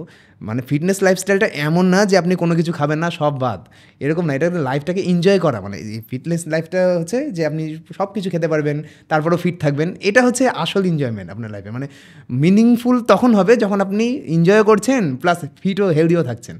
আর যদি আপনি এনজয় করতে না পারেন, সারাদিন ডিপ্রেশনে থাকেন, কষ্টে থাকেন, আরেকজনকে খেতে দেখলে আপনার কষ্ট লাগে, তখন আপনার কী হবে, যেটা মিনিংলেস হয়ে যাবে, যে শারীরিক সুখের জন্য মানসিক সুখ নষ্ট হয়ে যাচ্ছে। বুঝতে পেরেছেন? কিন্তু আমার দরকার হচ্ছে মানসিক সুখ এবং শারীরিক সুখ দুইটাই থাকতে হবে, মেন্টালি আর ফিজিক্যালি, কিন্তু দুইটা স্টেটেই আমি হচ্ছে অনেক মানে হ্যাপি আছি। মানে আমার কিন্তু এমনও মনে হয় না যে আমি কোনো খাবার খেতে পাচ্ছি না, অনেক কষ্ট লাগছে, আবার এমনও মনে হয় না যে আমি আনহেলদি হয়ে গেলাম, অনেক বেশি খাবার খেয়ে আমি আনফিট হয়ে গেছি। তো এই দুইটার যেন ব্যালেন্স হয়, বুঝছেন? রমজানটা আসে কী করে? রমজানটা সারা বছরে, রমজানটা আসার উদ্দেশ্য হচ্ছে যে সারা বছর আমরা উল্টাপাল্টা খাবার খেয়েছি, রমজানে এসে আমরা একটু সংযম করব। রমজান মাসে দেখা যায় যে মানুষ সংযম বাদ, যতটা পারা যায় আরও পছন্দের খাবার আরও বেশি করে খায়। মানে ধরেন কথার কথা, আপনার হয়তো বা চিনি খেতে ইচ্ছা করছে না, তারপর আপনি কোল্ড ড্রিঙ্কস কিনে নিয়ে এসে খাবেন। ইয়েতে অনেকে আছে ইফতারিতে, মানে তারপরে একটা আইসক্রিম কিনে খেয়ে নেবে। ইচ্ছা করলে হয়তো বা আপনার সপ্তাহে একদিন ইচ্ছা করতেই পারে, আপনি খেতে পারেন, কিন্তু আপনার যদি রোজ রোজ ইচ্ছা করে তাহলে তো ওটা ইচ্ছা না, ওটা নিড হয়ে গেছে। নিড বানানো যাবে না এটাকে, যেগুলো হচ্ছে আমাদের অকেশনাল ফুড সেটা অকেশনের জন্য ঠিক আছে, ওটাকে যখন নিড বানাই ফেলবো তখন প্রবলেম। নিড মানে কি, ভাত রুটির মতো প্রতিদিন খাও। ভাত রুটি খেয়ে তো কেউ অত বেশি আনফিট হয় না, আনফিট তো হয় হচ্ছে নাস্তায় যে উল্টাপাল্টা খাবারগুলো খায়, বিস্কিট, চা, তারপরে চানাচুর, তারপরে হাবি জামার পুরি সিঙ্গারা খেয়ে ফেলি নাস্তায়। আপনি যদি ভাত রুটি খান কত আর ক্যালোরি ঢুকবে, যদি আপনি প্রপারলি এক্সারসাইজ করেন আর হচ্ছে ভাত রুটিও খান, বাসায় তৈরি করা সব রান্নাগুলো খান, তারপরও আপনি ফিট থাকবেন। কিন্তু আমরা সমস্যা হয়েছে আমরা লিমিটের অতিরিক্ত অর্ডার করছি। এখন তো অনলাইনের যুগে চলে আসছে যে আমরা মানে হাতের মুঠোয় যে খাবারই চাচ্ছি চলে আসছে বাসাতে, এটা হচ্ছে প্রবলেম হয়ে গেছে। এখানে ব্যালেন্স করা জানতে হবে, এটা হচ্ছে ব্যাপার। তাজ ভাই, দাঁতের দেখা যায় যে একটা সার্টেন বয়স হওয়ার পরেই দাঁতের অবস্থা একদম খারাপ হয়ে যাচ্ছে, বা স্কিনও প্রবলেম হচ্ছে। কি জাতীয় ডায়েটগুলো আমার এটা মানে হেল্প করবে, দাঁতগুলোকেও ঠিক রাখবে? এখন দেখেন যে দাঁতের প্রবলেম যেটা হচ্ছে, কারো কারো জেনেটিক্যালি এনামেল কম থাকে দাঁতে, তো দাঁতে এনামেল কম থাকলে তার দাঁত যতই সে পরিষ্কার রাখুক তারপরও তার দাঁত আস্তে আস্তে হলুদ হবে, আর বয়স বাড়ার সাথে সাথে এনামেল কমে যায় আমাদের শরীরে, তখন আমাদের দাঁত আস্তে আস্তে খারাপ হতে শুরু করে, এটা স্বাভাবিক। তবে হ্যাঁ, কেউ যদি অতিরিক্ত পরিমাণে সুগারি কোনো ফুড খায় বা ড্রিঙ্কস খায়, বিশেষ করে মানে সুগারি কোনো ড্রিঙ্কস যদি খায়, সেক্ষেত্রে দাঁতের এনামেল আরও দ্রুত ক্ষয় হয়। তখন কী হয় যে অল্প বয়সে দেখবেন অনেক ছোটো বাচ্চারা দাঁতে পোকা হয়, কেন বলি আমরা? রিজনটা কি, যে তারা অতিরিক্ত পরিমাণে হচ্ছে মিষ্টি খায় অথবা হচ্ছে যে চকলেটস খায়, এই কারণে এরকম হয়। বড় হতে হতে আবার ঠিক হয়ে যায়, যখন আমরা লিমিটে চলে আসি তখন আবার ঠিক হয়ে যায়। কিন্তু কেউ যদি ছোটোবেলার সেই মিষ্টি খাওয়ার অভ্যাস যদি বড় হয়েও কন্টিনিউ করে রাখে, সেক্ষেত্রে তার দাঁতের অবস্থা আরও আস্তে আস্তে খারাপ হবে। কিন্তু কারো কারো আবার বাই বন দাঁতের এনামেল এতটাই স্ট্রং থাকে যে সে যত পরিমাণে মিষ্টি খাক তার দাঁত নষ্ট হয় না। এটা যে একটা জেনেটিক্যাল একটা ফ্যাক্টর আছে। তবে হ্যাঁ, জেনেটিক্যাল তো ফ্যাক্টর সব কিছুই, সেটাকে ঠিক রাখতে হলে আমাদেরকে সুগার লিমিটটা কমিয়ে নিয়ে আসতে হবে। যেমন কিছুক্ষণ আগেই কথা হচ্ছিল, আপনিও বললেন যে হচ্ছে আমরা তো যেই ডেজার্ট টাইপের যে খাবার যেগুলো খেতে অনেক সুস্বাদু মিষ্টি, এগুলো আমরা হচ্ছে খাই হচ্ছে আগে মেজর মিলটা নিয়ে নিই, তারপরে আমরা ডেজার্ট খাই। কিন্তু এখন এমন একটা সমস্যা হয়ে গেছে যে আমরা ডেজার্টটাকে আগে মেজর মিল বানাচ্ছি আর মেজর মিল খাচ্ছি না। অর্থাৎ আমরা হয়তো বা আমরা কি যে একটা ড্রিঙ্কস খেলাম বা একটা আইসক্রিম বা হচ্ছে আমরা যে পিৎজা অর্ডার করে খাচ্ছি, বার্গার অর্ডার করে খাচ্ছি, এটা আমরা কি হয় যে কালে ভদ্রে নাস্তা একবার খেতেই পারি, সপ্তাহে 2 বার ম্যাক্সিমাম খেতেই পারি। কিন্তু আমরা কি করছি এখন লাঞ্চ খাচ্ছি না, মানে আমরা লাঞ্চে হচ্ছে পিৎজা বার্গার খাচ্ছি, ডিনারে পিৎজা বার্গার খাচ্ছি, আর যেগুলো আমাদের ভাইটাল নিউট্রিশন সেগুলো আমরা নিচ্ছিই না। তো আমি একটু আগে একবার বলেছিলাম যে আমরা যদি কোনো একটা নিউট্রিশন বেশি নিই তাহলে আমরা অপর নিউট্রিশনগুলো স্যাক্রিফাইস করছি। অর্থাৎ আপনি যদি ফ্যাট বেশি নিয়ে ফেলেন, কার্বোহাইড্রেট নিয়ে বেশি নিয়ে ফেলেন, তার মানে আপনি প্রোটিন এবং ভিটামিন মিনারেলস খাওয়ার জায়গাটা কমই দিয়েছেন আপনার শরীরকে, বা আপনার শরীরকে কম দিচ্ছেন। কারণ একটা তো লিমিট আছে আপনার শরীরে। ধরেন আপনি 100টার ভিতরে 50% আপনি বাজে খাবার খাচ্ছেন, আনহেলদি খাবার খাচ্ছেন, 50% হেলদি খাবার খাচ্ছেন। কিন্তু যদি আপনি 80% আনহেলদি খাবার খান আর 20% হেলদি খাবার খান তাহলে প্রবলেম এটা আনহেলদি খাবার এবং হেলদি খাবারের প্রবলেম না, ফিটনেসটা এটার উপর রিলেট করে না। মানে ম্যাটার করে হচ্ছে যে আপনার রেশিওটা কত বেশি। আপনি যদি 70% হেলদি খাবার খান এবং 30% আনহেলদি খাবার খান মাঝে মাঝে, তাহলে কোনো প্রবলেম নেই, আপনি মানে ভালো একটা লাইফ লিড করতে পারবেন আর কন্টিনিউ করতে পারবেন দীর্ঘদিন। আর আপনি যদি মনে করেন যে না একটা ভিডিও দেখলাম মোটিভেটেড হয়ে গেলাম, এখন থেকে সব বাদ, এই সর্বোচ্চ 1 সপ্তাহ বা 2 থেকে 3 দিন, তারপরে দেখবেন যে আবার আগের লাইফস্টাইলে চলে গেছে। এখানে আমার একটা প্রশ্ন আছে, বুঝছেন, একটা কাহিনী বলি। তো গত বছর আসছেন আপনি, রাইট? আপনি আসার পরে তো সুন্দর একটা মোটিভেশন দিলেন আর কি। তো আমার একটা ফ্রেন্ড আছে, ওর নাম হচ্ছে সাজ্জাদ। আচ্ছা। তো ওই ভিডিওটা মানে আপনার সাথে কথা বলে সে এত মোটিভেটেড হয়ে গেল, সে দেখে আর কিচ্ছু খায় না। তারপরে আমরা যখন পডকাস্ট শ্যুট করি সে আর কিচ্ছু খায় না, কিচ্ছু না। আমি বলে যে কিছু একটা খা, সে কিছু খায় না, মানে লিটারেলি কিছুই খায় না। সে ডিম খায়, কি সব খায়, বুঝছেন। দিয়ে তারপরে যখন ওর কাছে আমি সিঙ্গারা অফার করি, ধরেন সিঙ্গারা এক বসায় মনে করেন 10টা 12টা একসাথে শেষ করে দিবে, ঠিক আছে। তো এই যে এই ব্যাপারটা, রাইট, যে অনেক বেশি মোটিভেটেড থাকি কিন্তু তারপরে ওটা আস্তে আস্তে আমরা ভেঙে যায়, খুব তাড়াতাড়ি ভেঙে যায়। এইটা না করে একটা সাস্টেইনড মোটিভেশন কিভাবে থাকে, মানে আমার মোটিভেশনের জন্য একদম সেম মানে যেটা হচ্ছে মূলত আমরা ডিসিপ্লিন বলি ওইটাকে, যে ডিসিপ্লিন মানে আমরা একটা কাজ শুরু করলাম, এখন হচ্ছে ওটাকে কন্টিনিউ করব। মানে যদি হচ্ছে কাজটা পজিটিভ হয় তাহলে সেটাকে কন্টিনিউ করতে হবে দীর্ঘদিন। যেমন অনেক সময় দেখা যায় যে একটা বিজনেসই করবো, কথার কথা, কারো কাছে মোটিভেশন স্পিকারের একটা কথা শুনলাম দিয়ে নেমে গেলাম একটা ব্যবসা করতে, কিন্তু কিছুদিন পর রেজাল্ট না আসাতে আবার ছেড়ে দিই, বা এতটা হার্ড ওয়ার্ক করি যে কিছুক্ষণ পর একটু যদি আমাদের লস হয় বা একটু খারাপ করি সেখানে, তাহলে আমরা হচ্ছে ডিসস্যাটিসফাইড হয়ে যাই বা ডিপ্রেশনে চলে যাই, দিয়ে ছেড়ে দিই। এটা ফিটনেসের ক্ষেত্রেও সেম। আমাদের প্রবলেম হলো যে আমরা দেখি কোনো একটা মডেলকে দেখলাম বা কোনো একটা ইনফ্লুয়েন্সারকে দেখলাম, যাকে দেখে অনেক বেশি মোটিভেটেড হয়ে গেলাম, দিয়ে প্রথম দিনই তার লাইফস্টাইল ফলো করার চেষ্টা করছি। এটা সমস্যা। আপনার লাইফস্টাইল তো একদিনে তার মতো হবে না, বা সেও কিন্তু একদিনে ওই পর্যায়ে পৌঁছায়নি। তো আমরা কী করি যে না আজ থেকে সবই বাদ দিয়ে দিব, বাদ দিয়ে হচ্ছে সব একদম অ্যাকুরেটলি লাইফস্টাইল লিড করবো, যেটা সম্ভব না। এমনকি আপনি অনেক দিন ধরে হচ্ছে অভ্যাস করেছেন, আস্তে আস্তে আপনি যদি হঠাৎ করে বাইরে মানে করেন, একদম ছেড়ে দেন, তাহলে আপনি পারবেন না। যেমন অনেকে দীর্ঘদিন যাবত প্রচুর মিষ্টি খেত, সে কিন্তু এক চান্সে বাদ দিতে পারবে না, সে হচ্ছে ডিপ্রেসড হয়ে যাবে। ঠিক যেমন ড্রাগসও কিন্তু আপনি এক চান্সে মানে খেতেন দীর্ঘদিন ধরে, আপনি অ্যাডিক্টেড, হঠাৎ করে ছেড়ে দিবেন এরকমটা হবে না, কিন্তু আস্তে আস্তে কমাতে হবে। যেমন অনেকে বলে যে ভাই আমি সিগারেট খাওয়া কয়েকদিনের জন্য ছেড়ে দিই, মানে মোটিভেটেড হয়ে, কিন্তু আবার কন্টিনিউ করতে পারি না। কিছুদিন পর দেখা যায় যে আবার খেতে শুরু করেছি। রিজনটা কি, যে সে যখন শুরু করে সে বলে যে আমি একটাও খাবো না। আগে হয়তো বা 20-30টা করে সিগারেট খেত, 1 প্যাকেট সিগারেট খেত সারাদিনে, কিন্তু যেদিন থেকে সে মনে করলো যে না আজকে থেকে সিগারেট বাঁচে দিন, সে সবগুলো ছেড়ে দেয়। তো কী করতে হবে, যেটা হলো যে কমাতে হবে। আপনি 20টা খেতেন, আগে প্রথম মাসে 15টায় আসেন, তারপরের মাসে 10টায় আসেন, তারপরের মাসে 5টায় আসেন, তারপরে দিনে 1টায় আসেন। তারপরে একসময় দেখবেন যে আপনি যখন দিনে 1টা করে খেতে শুরু করবেন, তখন আপনি একসময় দেখবেন যে একটা না খেলেও কিছু হয় না, আমার মানে এরকম ফিল হবে। যে ব্যক্তি 20টা করে সিগারেট খায় দিনে, সে 1টাতে আসলে অনেক কষ্ট হবে, কিন্তু যে ব্যক্তি 1টা করে সিগারেট খায় দিনে, সে ছেড়ে দিতে তার বেশি কষ্ট হবে না। তো প্রবলেমটা এখানে। তো শুরু করতে হবে আমাদেরকে প্রথমে মানে উপরে যেগুলো মানে আনওয়ান্টেড খাবার। যেমন আমাদের এমন হয় যে আমরা যখন আনহেলদি লাইফস্টাইল লিড করি, আমাদের খিদা লাগে না, তারপরে আমরা অর্ডার করে খাই, মানে উল্টাপাল্টা খাবার, মানে একটা চোখের খিদা অনেকে বলে না, যে দেখলাম খেয়ে নিলাম। তো প্রথমে যেটা করতে হবে যে আমরা আগে ওগুলো অ্যাভয়েড করি, যে হ্যাঁ খাচ্ছি ঠিক আছে, প্রথম মাসটা আমি আনহেলদি খাবার খাচ্ছি ঠিক আছে, আমি একটু এক্সারসাইজ করা শুরু করি, আর যে পরিমাণগুলো আমার বেশি ছিল খাবারের, মানে আনহেলদি খাবার, ওগুলোকে একটু কমাই দিই, মানে সামান্য কমাই, পুরোটা না। তো আমরা প্রবলেম হলো যে আমরা পুরোটা কমাতে যাই, ওখানে করানো যাবে না। তারপরে 1 মাস পর আপনি আরেকটু কমালেন, তারপরে 2 মাস পর একটু কমালেন, তারপরে আমি যেটা কিছুদিন আগে একটা ভিডিও বানিয়েছিলাম, ওখানে বলেছিলাম যে শুরু যারা করবে এক্সারসাইজ বা ডায়েট হেলদি লাইফস্টাইল লিড করবে, তারা সপ্তাহে 4 দিন ডায়েট করবে, 3 দিন ব্রেক করবে। প্রথম মাসটা এভাবে করবে যারা দীর্ঘদিন যাবত আনহেলদি লাইফস্টাইল লিড করেছে। এরকম না করলে আপনি দীর্ঘদিন কন্টিনিউ করতে পারবেন না, আপনার মেন্টাল ডিসঅর্ডার হবে, আপনি ছেড়ে দেবেন। আপনার মনে হবে এত কষ্ট করে কী লাভ, কয়দিন আর বাঁচবো, যা পাচ্ছি সব খেয়ে মারা যায়। কিন্তু ব্যাপারটা হলো যে এখানে শুধু বাঁচাটা এরকম না, যে মানুষ তো বাঁচে দুইভাবে, একটা হচ্ছে সুস্থভাবে, একটা হচ্ছে অনেক আছে যে বেডে শুয়েই কাটিয়ে দেয় জীবনে শেষ 10 বছর, দেখা যায় যে বেড থেকে উঠতেই পারে না। কিন্তু ওই লাইফটা তো অনেক খারাপ, ওই সময়টা আপনার অনেক কষ্টে যাবে। তো আমাদের ব্যাপারটা হলো যে এক্সারসাইজ বা হেলদি লাইফস্টাইল মেনটেন করার প্রধান উদ্দেশ্য হচ্ছে যে শেষ বয়সেও যেন আমি শুয়ে বসে বা অন্যের ঘাড়ে চেপে যেন বেঁচে না থাকি, অ্যাটলিস্ট নিজে মানে স্বাধীনভাবে চলতে পারি, যে নিজের কাজ নিজেই করতে পারছি। এর হচ্ছে ব্যাপার। তাহলে কী হবে যে লাস্টের দিকেও যাদের সেলফ স্টিম অনেক হাই, তারা তখন হচ্ছে ডিপ্রেশনে পড়বে না। নাহলে কিন্তু আপনার ধরেন সেলফ স্টিম অনেক হাই, কিন্তু আপনি হচ্ছে আরেকজনের ঘাড়ে চেপে বসে খাচ্ছেন, তখন কিন্তু আপনার ওটা দুর্বিষহ হয়ে যাবে, আপনার মনে হবে মরে গেলেই ভালো হয়। তো এটাই মানে মূলত যাদের সেলফ স্টিম আছে মানে টুকটাক, তারা চেষ্টা যদি হেলদি লাইফস্টাইল লিড করতে শুরু করে, তাহলে জীবনে মৃত্যুর আগ পর্যন্ত তাদের সেলফ স্টিমটা বজায় রাখতে পারবে। আর এই জন্য ফিটনেসটা দরকার বেশি, মানে যদি এভাবে কেউ চিন্তা করে তাহলে আপনি দেখবেন যে সেলফ স্টিম বজায় রাখতে ফিটনেস সাহায্য করবে। তো এখন মোটিভেশনটা কীভাবে পাবেন, যে আমি বললাম না যে আপনি এক্সারসাইজ করার আরও অনেক বেনিফিট আছে, জাস্ট এটা না যে আপনার মাসল বেড়ে গেল বা ওজন কমে গেল। আরও যেমন আপনার কনফিডেন্স বাড়বে, আপনি দেখবেন যে কোথাও যাবেন, যে আপনি যে কোনো জামা কাপড়ই পরেন আপনাকে দেখতে একটু ভালো লাগবে আগের থেকে। এটা মানে স্বাভাবিক একটা বিষয়, আপনি ব্র্যান্ডের জামা কাপড় পরেন অথবা বস্তা বানিয়ে একটা জামা পরেন, আপনার মনে করবে এটাই ফ্যাশন মনে হয়। তো এটা হচ্ছে ফিটনেস থাকতে হবে। আরেকটা হচ্ছে ওই যে চলে ফিরে আরাম পাবেন, আপনি দেখবেন টায়ার্ড কম হচ্ছেন, আপনি দেখবেন যে যখন কোনো একটা কাজ করছেন তখন ফোকাস বেশিক্ষণ করতে পারছেন। কারণ এক্সারসাইজের সময় তো আমরা জাস্ট ওয়ান আর্ম ইউজ করি না, আমরা যখন নর্মালি করি আমরা আমাদের ডমিনেটিং আর্মটা ইউজ করি বেশি, মানে ডান হাত দিয়ে কাজ করছি বা সব কিছুই ডান হাতে করছি। কিন্তু যখন আপনি এক্সারসাইজ করছেন তখন আপনাকে বাম হাত, ডান হাত, ইভেন শরীরের প্রত্যেকটা অঙ্গই ব্যবহার করতে হয়। তখন কী হয়, আপনার ব্রেন বেশি পরিমাণে সিগন্যাল পায়, প্রত্যেকটা বডি পার্ট আপনার কাজ করছে, আপনার ব্রেনও সিগন্যাল পাচ্ছে। তো আপনার ব্রেনের সমস্ত মানে আপনার ব্রেন ফুল 100% পটেনশিয়ালিটির সাথে কাজ করে। তো আপনি কী হবে, আপনার প্রোডাক্টিভিটি একটু বেড়ে যাবে।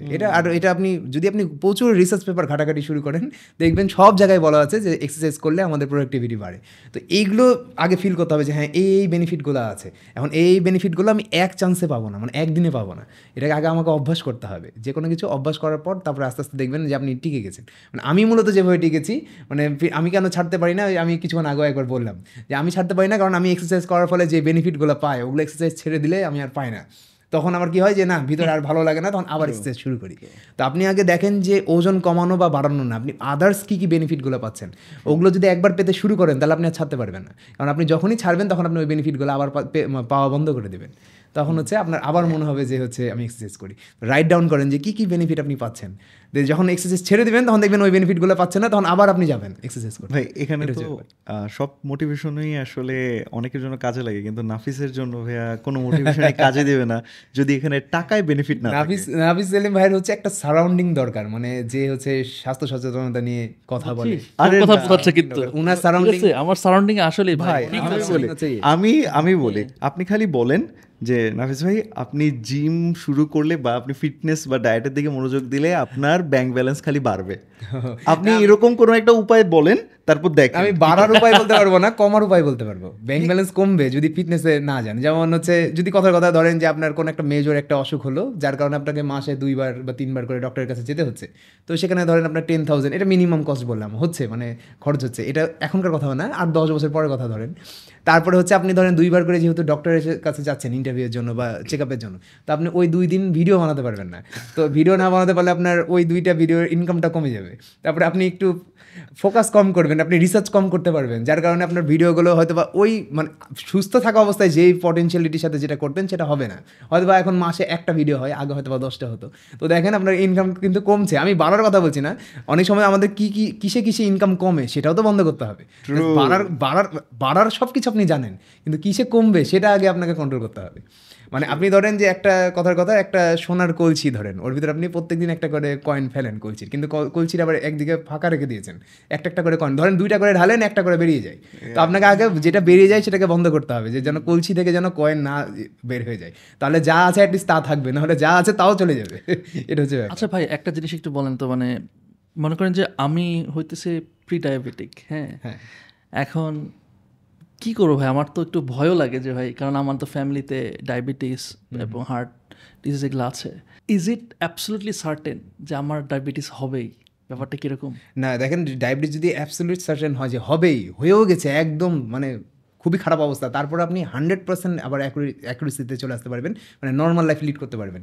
কীভাবে? শরীরে মাসল তৈরি করতে হবে।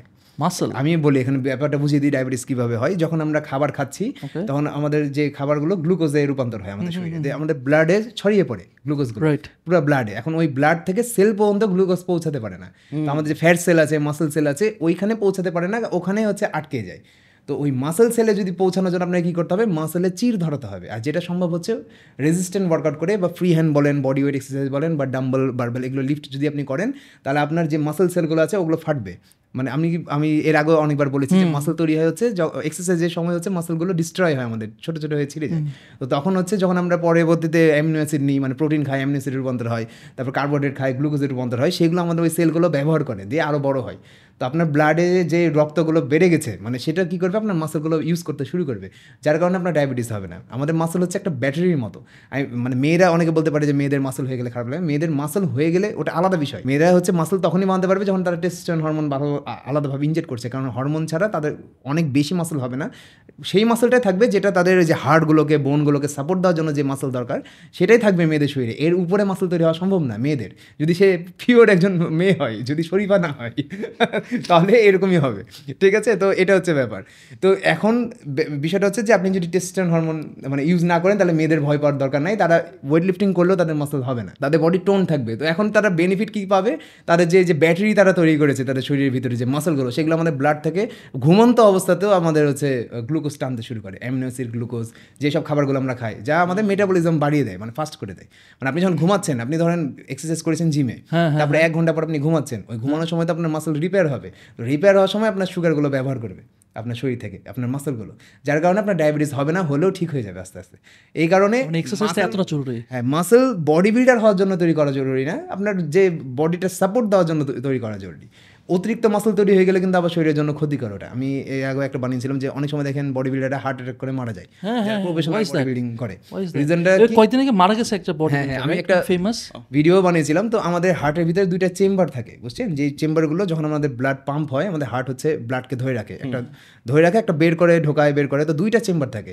তো যখন আমরা অতিরিক্ত ওয়েট বাড়ায় ফেলি, সেটা হোক মাসল অথবা চর্বি, ধরেন আপনার বিএমআর আমাদের হাইট অনুযায়ী, ধরেন কথা আপনার হাইট কত, 6 ফিটের কাছাকাছি, 5 ফিট 11 অনুযায়ী মোটামুটি 80 থেকে 85 কেজি আপনার হচ্ছে ম্যাক্সিমাম ওয়েট। 85 কেজি ধরুন ম্যাক্সিমাম ওয়েট হওয়া উচিত। এর উপরে গেলে কিন্তু আপনি আস্তে আস্তে অফিসের দিকে যাবেন।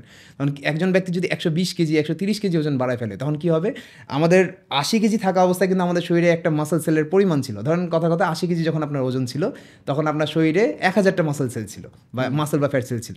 এখন আমাদের হার্ট কিন্তু ওই 1000টা মাসল সেলে ব্লাড পাম্প করার জন্য তৈরি হয়েছে, মানে জেনেটিক্যালি, মানে 1000টা সেলেই ব্লাড পাম্প করবে আমাদের হার্ট। এখন আমাদের হার্ট পরিশ্রম বাড়িয়ে দিচ্ছে, যখন আপনার সেলগুলো, ধরেন আপনি যখন 120 কেজি হয়ে গেলেন, তখন আপনার 1000টা সেল হয়ে গেল 2000। এখন যে হার্টটা 1000টা সেলে ব্লাড পাম্প করার জন্য তৈরি হয়েছিল, সেটাকে কষ্ট আরও বাড়িয়ে দিয়েছে, সে আরও কষ্ট বেশি করছে, তাকে 2000টা সেলে করতে হচ্ছে, মাসল পাম্প করতে হচ্ছে, মানে ব্লাড পাম্প করতে হচ্ছে। এখন কি হবে, যে আমরা জানি যে মাসল তখনই বাড়ে যখন সে মাসলে হাইপারট্রফি হয়, মানে মাসলটা যখন আগের থেকে বেশি পরিশ্রম করে, তখন আমাদের ব্রেন সিগন্যাল দেয় যে ওই মাসলটা যেন আগের থেকে বেশি পরিশ্রম যেহেতু করছে, তাহলে আগের থেকে তাকে আর একটু স্ট্রং করে দাও, তখন আমাদের মাসলটা আরও বড় হয়। এখন দেখেন যে আপনার হার্ট কীভাবে পরিশ্রম করছে, আপনার হার্ট ওই যে আমি বললাম যে আরও বেশি ব্লাড পাম্প করছে। আমাদের মাসল যখন আমরা ডাম্বল দিয়ে ওয়ার্কআউট করি, আমরা ধরেন কথা 5 কেজি দিয়ে এক্সারসাইজ করছি, হাতের ডাম্বল দিয়ে 5 কেজি নিয়ে এক্সারসাইজ করার সময় আমাদের মাসল একরকম থাকবে। যেই মাত্র আপনি 10 কেজি নেবেন, তখন দেখবেন যে আপনার কিছুদিনের জন্য আবার ব্যথা করবে, মানে যখন আপনি এক্সারসাইজ কষ্ট বাড়াবেন, তখন আপনার শরীর ব্যথা করবে। রিজন কি, আপনার শরীরে ওই জায়গাতে আরও বেশি হচ্ছে আপনার মাসল তৈরি হয়। আমাদের হার্ট যেহেতু মাসল দিয়ে তৈরি, হার্ট কিন্তু পুরাই একটা মাংসপিণ্ড। তো হার্ট যখন পরিশ্রম বেশি করছে, তখন ব্রেন সিগন্যাল দিবে যে এই হার্ট তো বেশি পরিমাণে পরিশ্রম করছে, বেশি ব্লাড পাম্প করছে। তখন হার্ট আপনার ওই ভিতরে, যে হার্ট বাইরের দিকে বড় না হয়, ভিতরে যেই জায়গায় ব্লাড ধরে রাখে, ওই জায়গায় চেম্বারের ভিতরে মাংস গজায়, বাইরেও বড় হয়, ভিতরেও বড় হয়, মানে চেম্বারটার আকার ছোট হয়ে যায়। অনেকে ভাবতে পারে হার্ট বড় হয়ে গেলে মনে হয় তাহলে হার্ট আরও বেশি পাম্প করবে ব্লাড, কিন্তু ব্যাপারটা উল্টা হয়ে যায়। হার্টের ক্ষেত্রে যেটা হয় যে হার্ট বাইরের দিকে তো বড় হয়, ভেতরের দিকেও বড় হয়, মানে যে জায়গাতে আমাদের ব্লাড জমে থাকে সেই জায়গাতেও হার্টটা বড় হয়, যার কারণে আমাদের যতটুকু ব্লাড দরকার ততটুকু ব্লাড আমাদের হার্ট সাপ্লাই করতে পারে না। বুঝতে পেরেছেন? মানে আমাদের ধরেন আপনি পায়ের ব্যায়াম করছেন বা হাঁটা চলাফেরা করছেন, আপনার পা পর্যন্ত রক্ত পৌঁছাতে যতটা ফোর্স দরকার আপনার হার্ট ততটা ফোর্স ক্রিয়েট করতে পারে না, যার কারণে ব্লক হয়ে যায়, তখন হার্ট অ্যাটাক হয় বা কার্ডিয়াক অ্যারেস্ট হয়। বুঝতে পেরেছেন? এটা হচ্ছে ব্যাপার। তো হার্টকে বেশি বড় হতে দেওয়া যাবে না, সেটা হোক মাসল দিয়ে। যেমন বডি বিল্ডাররা কী করে, বডি বিল্ডার দেখবেন একজন 5 ফিট, একজন 6 ফিট বডি বিল্ডার 150 কেজি পর্যন্ত ওজন হয়ে যাচ্ছে, যারা অলিম্পিক্সে খেলে, অলিম্পিয়াদে খেলে, তো তারা 150 কেজি পর্যন্ত ওজন হয়ে যাচ্ছে, সেটা তার মাসল সমস্যা নাই, কিন্তু হার্ট তো সেটা বুঝছে না যে মাসল না চর্বি। হার্ট তার পরিশ্রম পরিশ্রম বাড়িয়ে দিয়েছে, যার কারণে গ্রোথ হরমোন ইউজ করলে তো শুধুমাত্র আমাদের মাসল বড় হয় না, যারা প্রফেশনাল বডি বিল্ডার তারা তো গ্রোথ হরমোন ইউজ করে, তার আমাদের হাতের আঙ্গুল, মাথার খুলি, ভেতরে হার্ট, কিডনি, লিভার সব বড় হবে, মানে আপনার প্রত্যেকটা অঙ্গ, শরীরের প্রত্যেকটা অঙ্গ, আপনার নাক, মুখ, ঠোঁট সবই বড় হবে গ্রোথ হরমোন ইউজ করলে। তো তখন কী করে হার্টও ভিতরে বড়, একে তো হার্ট বেশি পরিশ্রম করছে, তার উপরে আবার গ্রোথ হরমোনের জন্য আরও বড় হচ্ছে, দিয়ে এগুলো সব কিছু মিলে একটা বডি বিল্ডার ধরেন 50 থেকে 60 বছর বয়সে হার্ট অ্যাটাক করে মারা যায়, অনেকে 50 পর্যন্ত যেতে পারছে না। এটা হচ্ছে যারা মূলত, এটা কিন্তু সবাই না, মানে যারা এক্সারসাইজ করে তারাই এরকম হবে না, যারা ন্যাচারালি মানে যারা হচ্ছে ওয়েট লিফটিং করে কিন্তু কোনো রকম হরমোন ইউজ করে না, তাদের কোনো সমস্যা নেই, কিন্তু আইডিয়াল ওয়েটে থাকতে হবে। আপনার ওয়েট হাইট অনুযায়ী যত, যেমন আমার 5 ফিট 8.5 বা 9 অনুযায়ী আমার হচ্ছে আইডিয়াল লিমিট হচ্ছে 80 কেজির উপরে ওঠা উচিত না, বা 85 ম্যাক্সিমাম। আমি মাঝে মধ্যে 85 কেজিও করি, আবার কখনো কখনো আমি ম্যাক্সিমাম টাইমে 80 কেজির ভিতরে থাকি। তো এটা এই কারণে রাখছি যে এর উপরে যদি উঠে যায় তাহলে হার্টের জন্য ওটা ক্ষতিকর। তো আশা করি এটাই সবাই বুঝতে পেরেছে যে কীভাবে কার্ডিয়াক অ্যারেস্টটা হয়। আর নর্মালি যারা যে ব্যায়াম করে না, এক্সারসাইজও করে না, তারা কার্ডিয়াক অ্যারেস্টটা হচ্ছে ওই যে অতিরিক্ত ওজনের কারণে, চর্বির কারণে। তার ব্লাডে যদি কোলেস্টেরল বেড়ে যায় তাহলে আপনার নার্ভগুলোর ভিতর দিয়ে সঠিকভাবে ব্লাড পাম্প করতে পারবে না, আপনার হার্ট হচ্ছে ব্লাড সাপ্লাই করতে পারবে না, তখন হচ্ছে আপনার হার্ট ব্লাডের অভাবে মারা যাবে, মানে হবে ক্র্যাম্প হবে, মানে যেটা হয় হার্টে একটা ক্র্যাম্প হয়। মানে আমাদের দেখবেন যে অনেক সময় আমরা দেখা যায় না, প্রচুর পরিশ্রম হয়ে গেলে, শরীর থেকে অনেক ঘাম বেরিয়ে গেলে আমাদের ক্র্যাম্প আসে। তো ক্র্যাম্প বডিতে আসলে তাও ওটা সহ্য করা যায়, কিন্তু হার্টে যদি ক্র্যাম্প আসে তাহলে আপনি মানে হয় বাঁচবেন না হয় মরবেন, এটা হচ্ছে ব্যাপার, মানে ওটার চান্স নেই, ওটা যে কারোর সাথে হতে পারে। এই কার্ডিয়াক অ্যারেস্ট ব্যাপারটা যে কোনো মানুষের সাথে, মানে সুস্থ মানুষের সাথে হতে পারে, তবে যারা রেগুলার ফিজিক্যাল অ্যাক্টিভিটির সাথে থাকে তাদের চান্সটা কম, এটা হচ্ছে ব্যাপার। ওকে, ফিজিক্যাল অ্যাক্টিভিটিসের জন্য ভাই একটা রুটিন বলে দেন তো। মনে করেন নাফিস আজকে থেকে শুরু করবে, হ্যাঁ, ও যে ও সকাল থেকে শুরু করে ঘুমানো বা তার পরের দিন পর্যন্ত একটা রুটিন দিয়ে দেন তো ওকে ভাইয়া। দেখেন নাফিস ভাই, মানে পাগলের মতো পড়ে যাওয়ার কোনো দরকার নেই, মানে যে না আমাকে ফিট হতেই হবে, এই হতে হবে। আপনি জাস্ট সিম্পলি কয়েকটা জিনিসগুলো দেখেন, যে যেমন আপনি লিফট দিয়ে উঠলেন, কিন্তু এটা মনে 3 তলায় না, 3rd ফ্লোরে আছে, সিঁড়ি দিয়ে উঠতে পারতেন, একটু কষ্ট করবেন, এরপর থেকে লিফট ইউজ করবেন না। আমি নর্মালি বাসাতে কিন্তু তাড়াহুড়া না থাকলে লিফট ইউজ করি না, আমি থাকি প্রায় 5th ফ্লোরে, 5 তলায়, হেঁটেই উঠি আবার হেঁটেই নামি, যদি তাড়াহুড়া না থাকে। আমি কিন্তু এক্সারসাইজ করছি, তারপরে এগুলো কেন করি, এটা হচ্ছে নন এক্সারসাইজ অ্যাক্টিভিটি, মানে বাসা বাড়িতে যেসব কাজকর্মগুলো করি, এই অ্যাক্টিভিটিগুলো যদি বেড়ে যায় তাহলে আপনার ওভারঅল এক্সারসাইজের পরিমাণ কমলেও সমস্যা হয় না। তো বাসা বাড়িতে আপনি একটু হাঁটাফেরা একটু বেশি করবেন, তাহলে আপনি দেখবেন যে আপনার অ্যাটলিস্ট ওই যে ব্লাডে যে সুগারটা ওটা বেশি বাড়বে না। আর যেটা হচ্ছে জিমে গিয়ে ব্যায়াম করা বা রেজিস্ট্যান্ট ট্রেনিং করা, ওটার উদ্দেশ্য কখনো ওজন কমানো বা বাড়ানো হওয়া উচিত না, ওটার উদ্দেশ্য হওয়া উচিত আপনার স্ট্রেংথ বাড়ানো, ফ্লেক্সিবিলিটি বাড়ানো। তো হেঁটে মানুষের ফ্লেক্সিবিলিটি বাড়ে না, স্ট্রেংথ বাড়ে না। হাঁটার উপকারিতা হচ্ছে একটা, সেটা হচ্ছে আপনার জাস্ট হচ্ছে ব্লাড থেকে সুগার লেভেলটা কমবে, আপনার অতিরিক্ত ওয়েট বাড়বে না, ঠিক আছে। মানে মানে ওটা হচ্ছে পরোক্ষভাবে। অতিরিক্ত ওয়েট কখন বাড়বে না, যখন আপনি পর্যাপ্ত পরিমাণে হাঁটছেন, প্লাস আপনার খাবারও মানে ডায়েটটাও ঠিক আছে, মানে খাবার আপনি অতিরিক্ত খাচ্ছেন না, তখন আপনার এক জায়গায় মেনটেন থাকবে বা হেলদি স্টেটে মেনটেন থাকবে। কিন্তু যখন আপনি ধরেন যে হাঁটছেন প্রচুর, ব্যায়ামও করছেন প্রচুর, কিন্তু খাচ্ছেন তার থেকে আরও বেশি, তখন কিন্তু প্রবলেম। তো এখানে কি দুই দিক থেকে আমাদেরকে দেখতে হবে, যে মানে কোথায় কোথায় মানে ক্যালোরি কমাতে হবে, এদিক থেকে ক্যালোরি বার্নের পরিমাণ বাড়াতে হবে, ওদিক থেকে ইনটেকের পরিমাণটা কমাতে হবে। আর এক্সারসাইজ যেটা রেজিস্ট্যান্ট ট্রেনিংয়ের মানে আরেকটা এক্সট্রা বেনিফিট হলো যে আমাদের ফ্লেক্সিবিলিটি বাড়ে, স্ট্রেংথ বাড়ে, যার কারণে আপনার ইনজুরি কম হবে।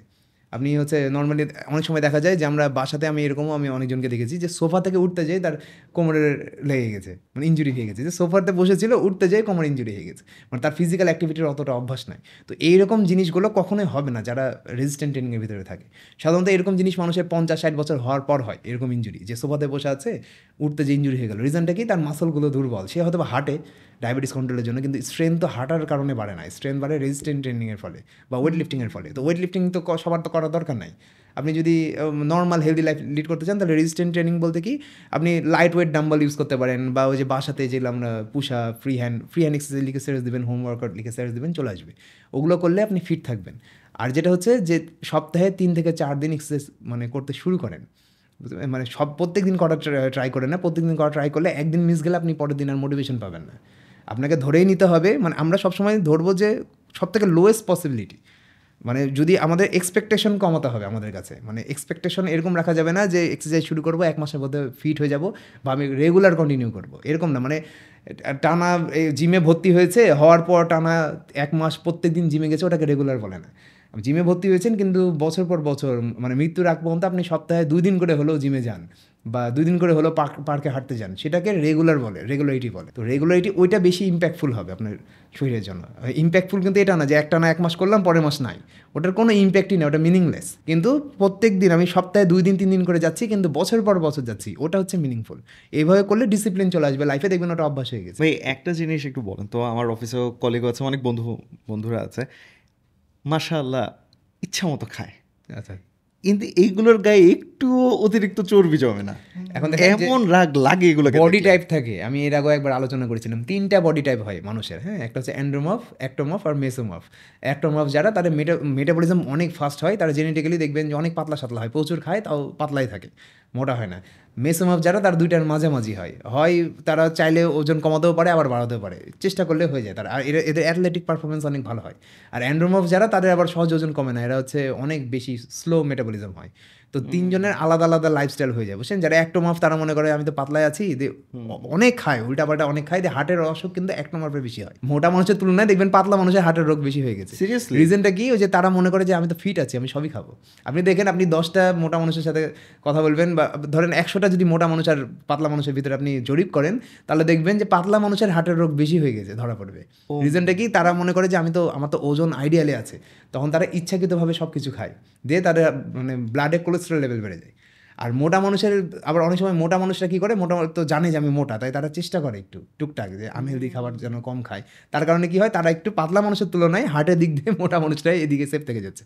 আর মেসোমর্ফ যারা, তারা 2 দিকে কন্ট্রোল, এরা হচ্ছে হয় খুব ভালো অ্যাথলেট হয়ে যায়, যারা স্পোর্টসে চলে যায় মেসোমর্ফেরা, তারা অ্যাথলেটে খুব ভালো করে অ্যাথলেটিক্সে, আর অথবা তারা হচ্ছে নর্মাল মানুষের মতোই থাকে, সবাই তো আর খেলাধুলা করে না ইয়েতে। আর এটা হচ্ছে সবাই খেলাধুলা করলে দেশ চলবেও কি করে? খেলাধুলাকে প্রফেশন হিসেবে যারা নিয়েছে, তাদের ক্ষেত্রে মেসোমর্ফ জেনেটিক হলে খুব ভালো হয়, তাদের পারফরমেন্স ভালো হয়। কেমনে বুঝবো যে আমার এটা হচ্ছে কিছুদিন এক্সারসাইজ শুরু করলে বুঝতে পারবেন, অথবা যদি আপনি খেলাধুলা করতে যান, দেখবেন যে যারা মেসোমর্ফ জেনেটিকে হয়, তারা সব কিছুতে ব্যালেন্স বেশি পায়, তারা জোরেও দৌড়াতে পারে, তাদের হাঁটা চলার ভিতরে একটু ব্যালেন্সটা একটু বেশি হয়। তারপরে তারা যদি এক্সারসাইজ শুরু করে, দেখবেন যে তাদের মাসেলের টোন দ্রুত আসছে অন্যদের তুলনায়, মানে তাদের শক্তিটা একটু ভালো থাকে। তবে শক্তি কিন্তু সব থেকে বেশি থাকে অ্যান্ড্রোমর্ফ জেনেটিকে, যাদের চর্বি বেশি হয়, তাদের শরীরে শক্তি সব থেকে বেশি থাকে। মানে তারা পাওয়ার লিফটিং, মানে জিমে তো আবার সবাই মনে করে যে জিমে ঢুকলাম আমি বডি বিল্ডার হয়ে গেলাম। জিমে কিন্তু শুধু বডি বিল্ডাররা যায় না, জিমে ফুটবলার যায়, ক্রিকেটার যায়, সাধারণ মানুষ যায়। তারপরে বডি বিল্ডিং কয়জন বা করে বাংলাদেশে? বডি বিল্ডিং তো সব শখে, জাস্ট মাসল একটু দরকার, এটাই। বডি বিল্ডিংকে স্পোর্টস হিসেবে কিন্তু খুব বেশি মানুষ নেয় না, কারণ কি কোনো ফিউচার নাই। তো আপনি তো জানেনই কয় টাকা আর প্রাইজ মানি হয়। এই সবাই, যে আমি এর আগের পডকাস্টে আমি আলোচনা করেছিলাম যে প্রাইজ মানি থাকে না, এক্সটার্নাল যে হচ্ছে পপুলারিটিটা বাড়ে, ওটা একটা প্ল্যাটফর্ম, ওই পপুলারিটির থ্রুতে তারা ট্রেনিং দেয়, জিম ওপেন করে, তখন তাদের মেম্বার বাড়ে, ক্লায়েন্ট বাড়ে, সেটা আলাদা। এই জন্য অনেকে কম্পিটিশন করে। কিন্তু বডি বিল্ডিং প্রফেশন হিসেবে নিলে আপনি গরিব থেকে যাবেন সারা জীবন, বুঝতে পেরেছেন? এটা যে ব্যাপার, আপনাকে অন্য কিছু করতে হবে। মানে তো এটা কি যে এই বডি বিল্ডিং, মানে জিমে গেলাম, আমার যদি আমি জেনেটিক বুঝে যাই যে আমি হচ্ছে পাওয়ার লিফটার হতে পারবো, মানে আমার চর্বি বেশি হয়, যাদের চর্বি বেশি হয় তারা কিন্তু চাইলেও সেপারেটেড মানে খুব সুন্দর বডি বানাতে পারবে না। এটা অনেক মানে হার্শ ট্রুথ। অনেকে বলে যে ভাই আমি কি তাহলে বডি বিল্ডিং করতেই পারবো না, এই না ওই না। হ্যাঁ ভাই পারবেন, কিন্তু স্টেরয়েড হরমোন ইউজ করতে হবে, ন্যাচারালি পারবেন না। কারণ হচ্ছে ন্যাচারালি আপনি চর্বি ওই লেভেলে কমাতেই পারবেন না যে লেভেলে আপনার অ্যাপস চলে আসবে, মানে 10%-এর নিচে, বুঝছেন না? 10%-এর নিচে না আসলে আপনি কম্পিটিশনে খেলতে পারবেন না। আচ্ছা, যে ব্যাপার। 3টা কি বলেন? এন্ডোমর্ফ, মেসোমর্ফ, একটোমর্ফ। এন্ডোমর্ফ হচ্ছে যারা চিকন না, এন্ডোমর্ফ হচ্ছে যারা মোটা, যারা সহজে কমাতে পারে না। ও সহজে কমাতে পারে, কিন্তু এদের একটা বেনিফিট কি, এদের শরীরে প্রচুর শক্তি হয়, এরা ওয়েট লিফটিংয়ে ভালো করে। ওয়েট লিফটিং অলিম্পিক্সে ওয়েট লিফটাররা দেখবেন একটু মোটা সোটা হয়, দেখবেন আপনি। রিজনটা কি? তারা হচ্ছে অ্যান্ড্রোমর্ফ জেনেটিক, বুঝছেন? ওদের দেশে তো কোচ অনেক হাই ক্লাস, মানে অনেক হচ্ছে হয়তো সার্টিফাইড কোচ থাকে, অনেক হচ্ছে আপনার এডুকেটেড হয়, তারা বুঝে যায় ক্লায়েন্টকে দেখলেই যে কাকে কোন স্পোর্টসে দিলে ভালো হবে। তারপরে স্কুলগুলোতেও অনেক মানে জোর দেওয়া হয় স্পোর্টসের উপরে। দেখবে ইউএসএতে তো সবগুলো স্পোর্টস, সব ধরনের গোল্ড মেডেলিস্টও ওদের ভিতর থেকেই পায়, বেশিরভাগ 80%ই ইউএসএতে চলে যায়। রিজনটা কি? তারা ওই কলেজ থেকেই মানে খুব হাইলি কোয়ালিফাইড আপনার হচ্ছে কোচ থাকে, তারা দেখেই বুঝে যায় যে এই ছেলেটা এই স্পোর্টসে ভালো হবে। তো তখন তারা ওইভাবেই স্পোর্টসটা দিয়ে দেয় গাইডলাইন। এবার একটা ক্লায়েন্টের হচ্ছে ব্যক্তিগত মতামত, সে কী করবে, কিন্তু কোচের কর্তব্য এটা বলা যে ভাই তোমাকে দিয়ে এটা হবে এটা হবে না, যেমন আমি নর্মালি বলে দিই কাউকে দেখলে যে ভাই তোমাকে দিয়ে এটা হবে ওটা হবে না, এখন সেটা তার ব্যক্তিগত মতামত, সে কী করবে, কিন্তু আমি কেন বলি যেন সে সঠিক গাইডলাইনটা পায়, উল্টাপাল্টা যেন কিছু না করে, এটা হচ্ছে ব্যাপার। আমি কেমনে বুঝবো যে আমি কোনটা? আপনি আগে এক্সারসাইজ শুরু করতে বুঝবেন না, এক্সারসাইজ করলে তখন কি হবে? এক্সারসাইজ অ্যাটলিস্ট 2 থেকে 3 মাস এক্সারসাইজ করার পর মানে যদি আপনার মানে ইমপ্রুভমেন্ট দেখতে হবে, মানে তাড়াতাড়ি ইমপ্রুভমেন্ট হয়। আমি আপনার যদি ওয়েট লিফটিং ধরেন, আপনি কথার কথা 10 কেজি দিয়ে স্কোয়াট করতেন, মানে ঘাড়ে তুলে নিয়ে স্কোয়াট করতেন, আপনি হয়তো বা 2 মাস ট্রেনিং করার পর 50 কেজি 100 কেজি চলে গেছেন, তখন বুঝে যাবে যে না আপনার ভিতরে ইয়ে আছে, মানে ওই ওয়েট লিফটিং কোয়ালিটি আছে। যদি এমন হয় যে আপনি খুব দ্রুত ওয়েট লস করাতে পারেন, আপনার মাসেলগুলো সেপারেট হয়ে যাচ্ছে, তাহলে বুঝতে হবে যে হ্যাঁ আপনার ভিতরে মাসেল বিল্ডিং কোয়ালিটিও আছে, তখন আপনি দুইটাই করতে পারবেন। মেসোমর্ফ জেনেটিক যারা, তারা দুইটাই করতে পারে, ওয়েট লিফটারও হয় বডি বিল্ডারও হয়। মেসোমর্ফ যারা, একটোমর্ফ যারা, তারা বডি বিল্ডিং ভালো করে, ওয়েট লিফটিং ভালো করতেই পারেন, ওদের কোমর চিকন হয়, ওয়েট তোলার জন্য কোমর চওড়া হতে হয়, বুঝতে পেরেছেন? এই জন্য দেখবেন ওয়েট কোমর কেন চওড়া হতে হয়, আমাদের যে পাকস্থলীর সাইডে যে বেল্টটা থাকে, হাড়টা থাকে, ওই জয়েন্টটা যত মজবুত হবে চওড়া হবে তত আপনি বেশি ওয়েট তুলতে পারবেন।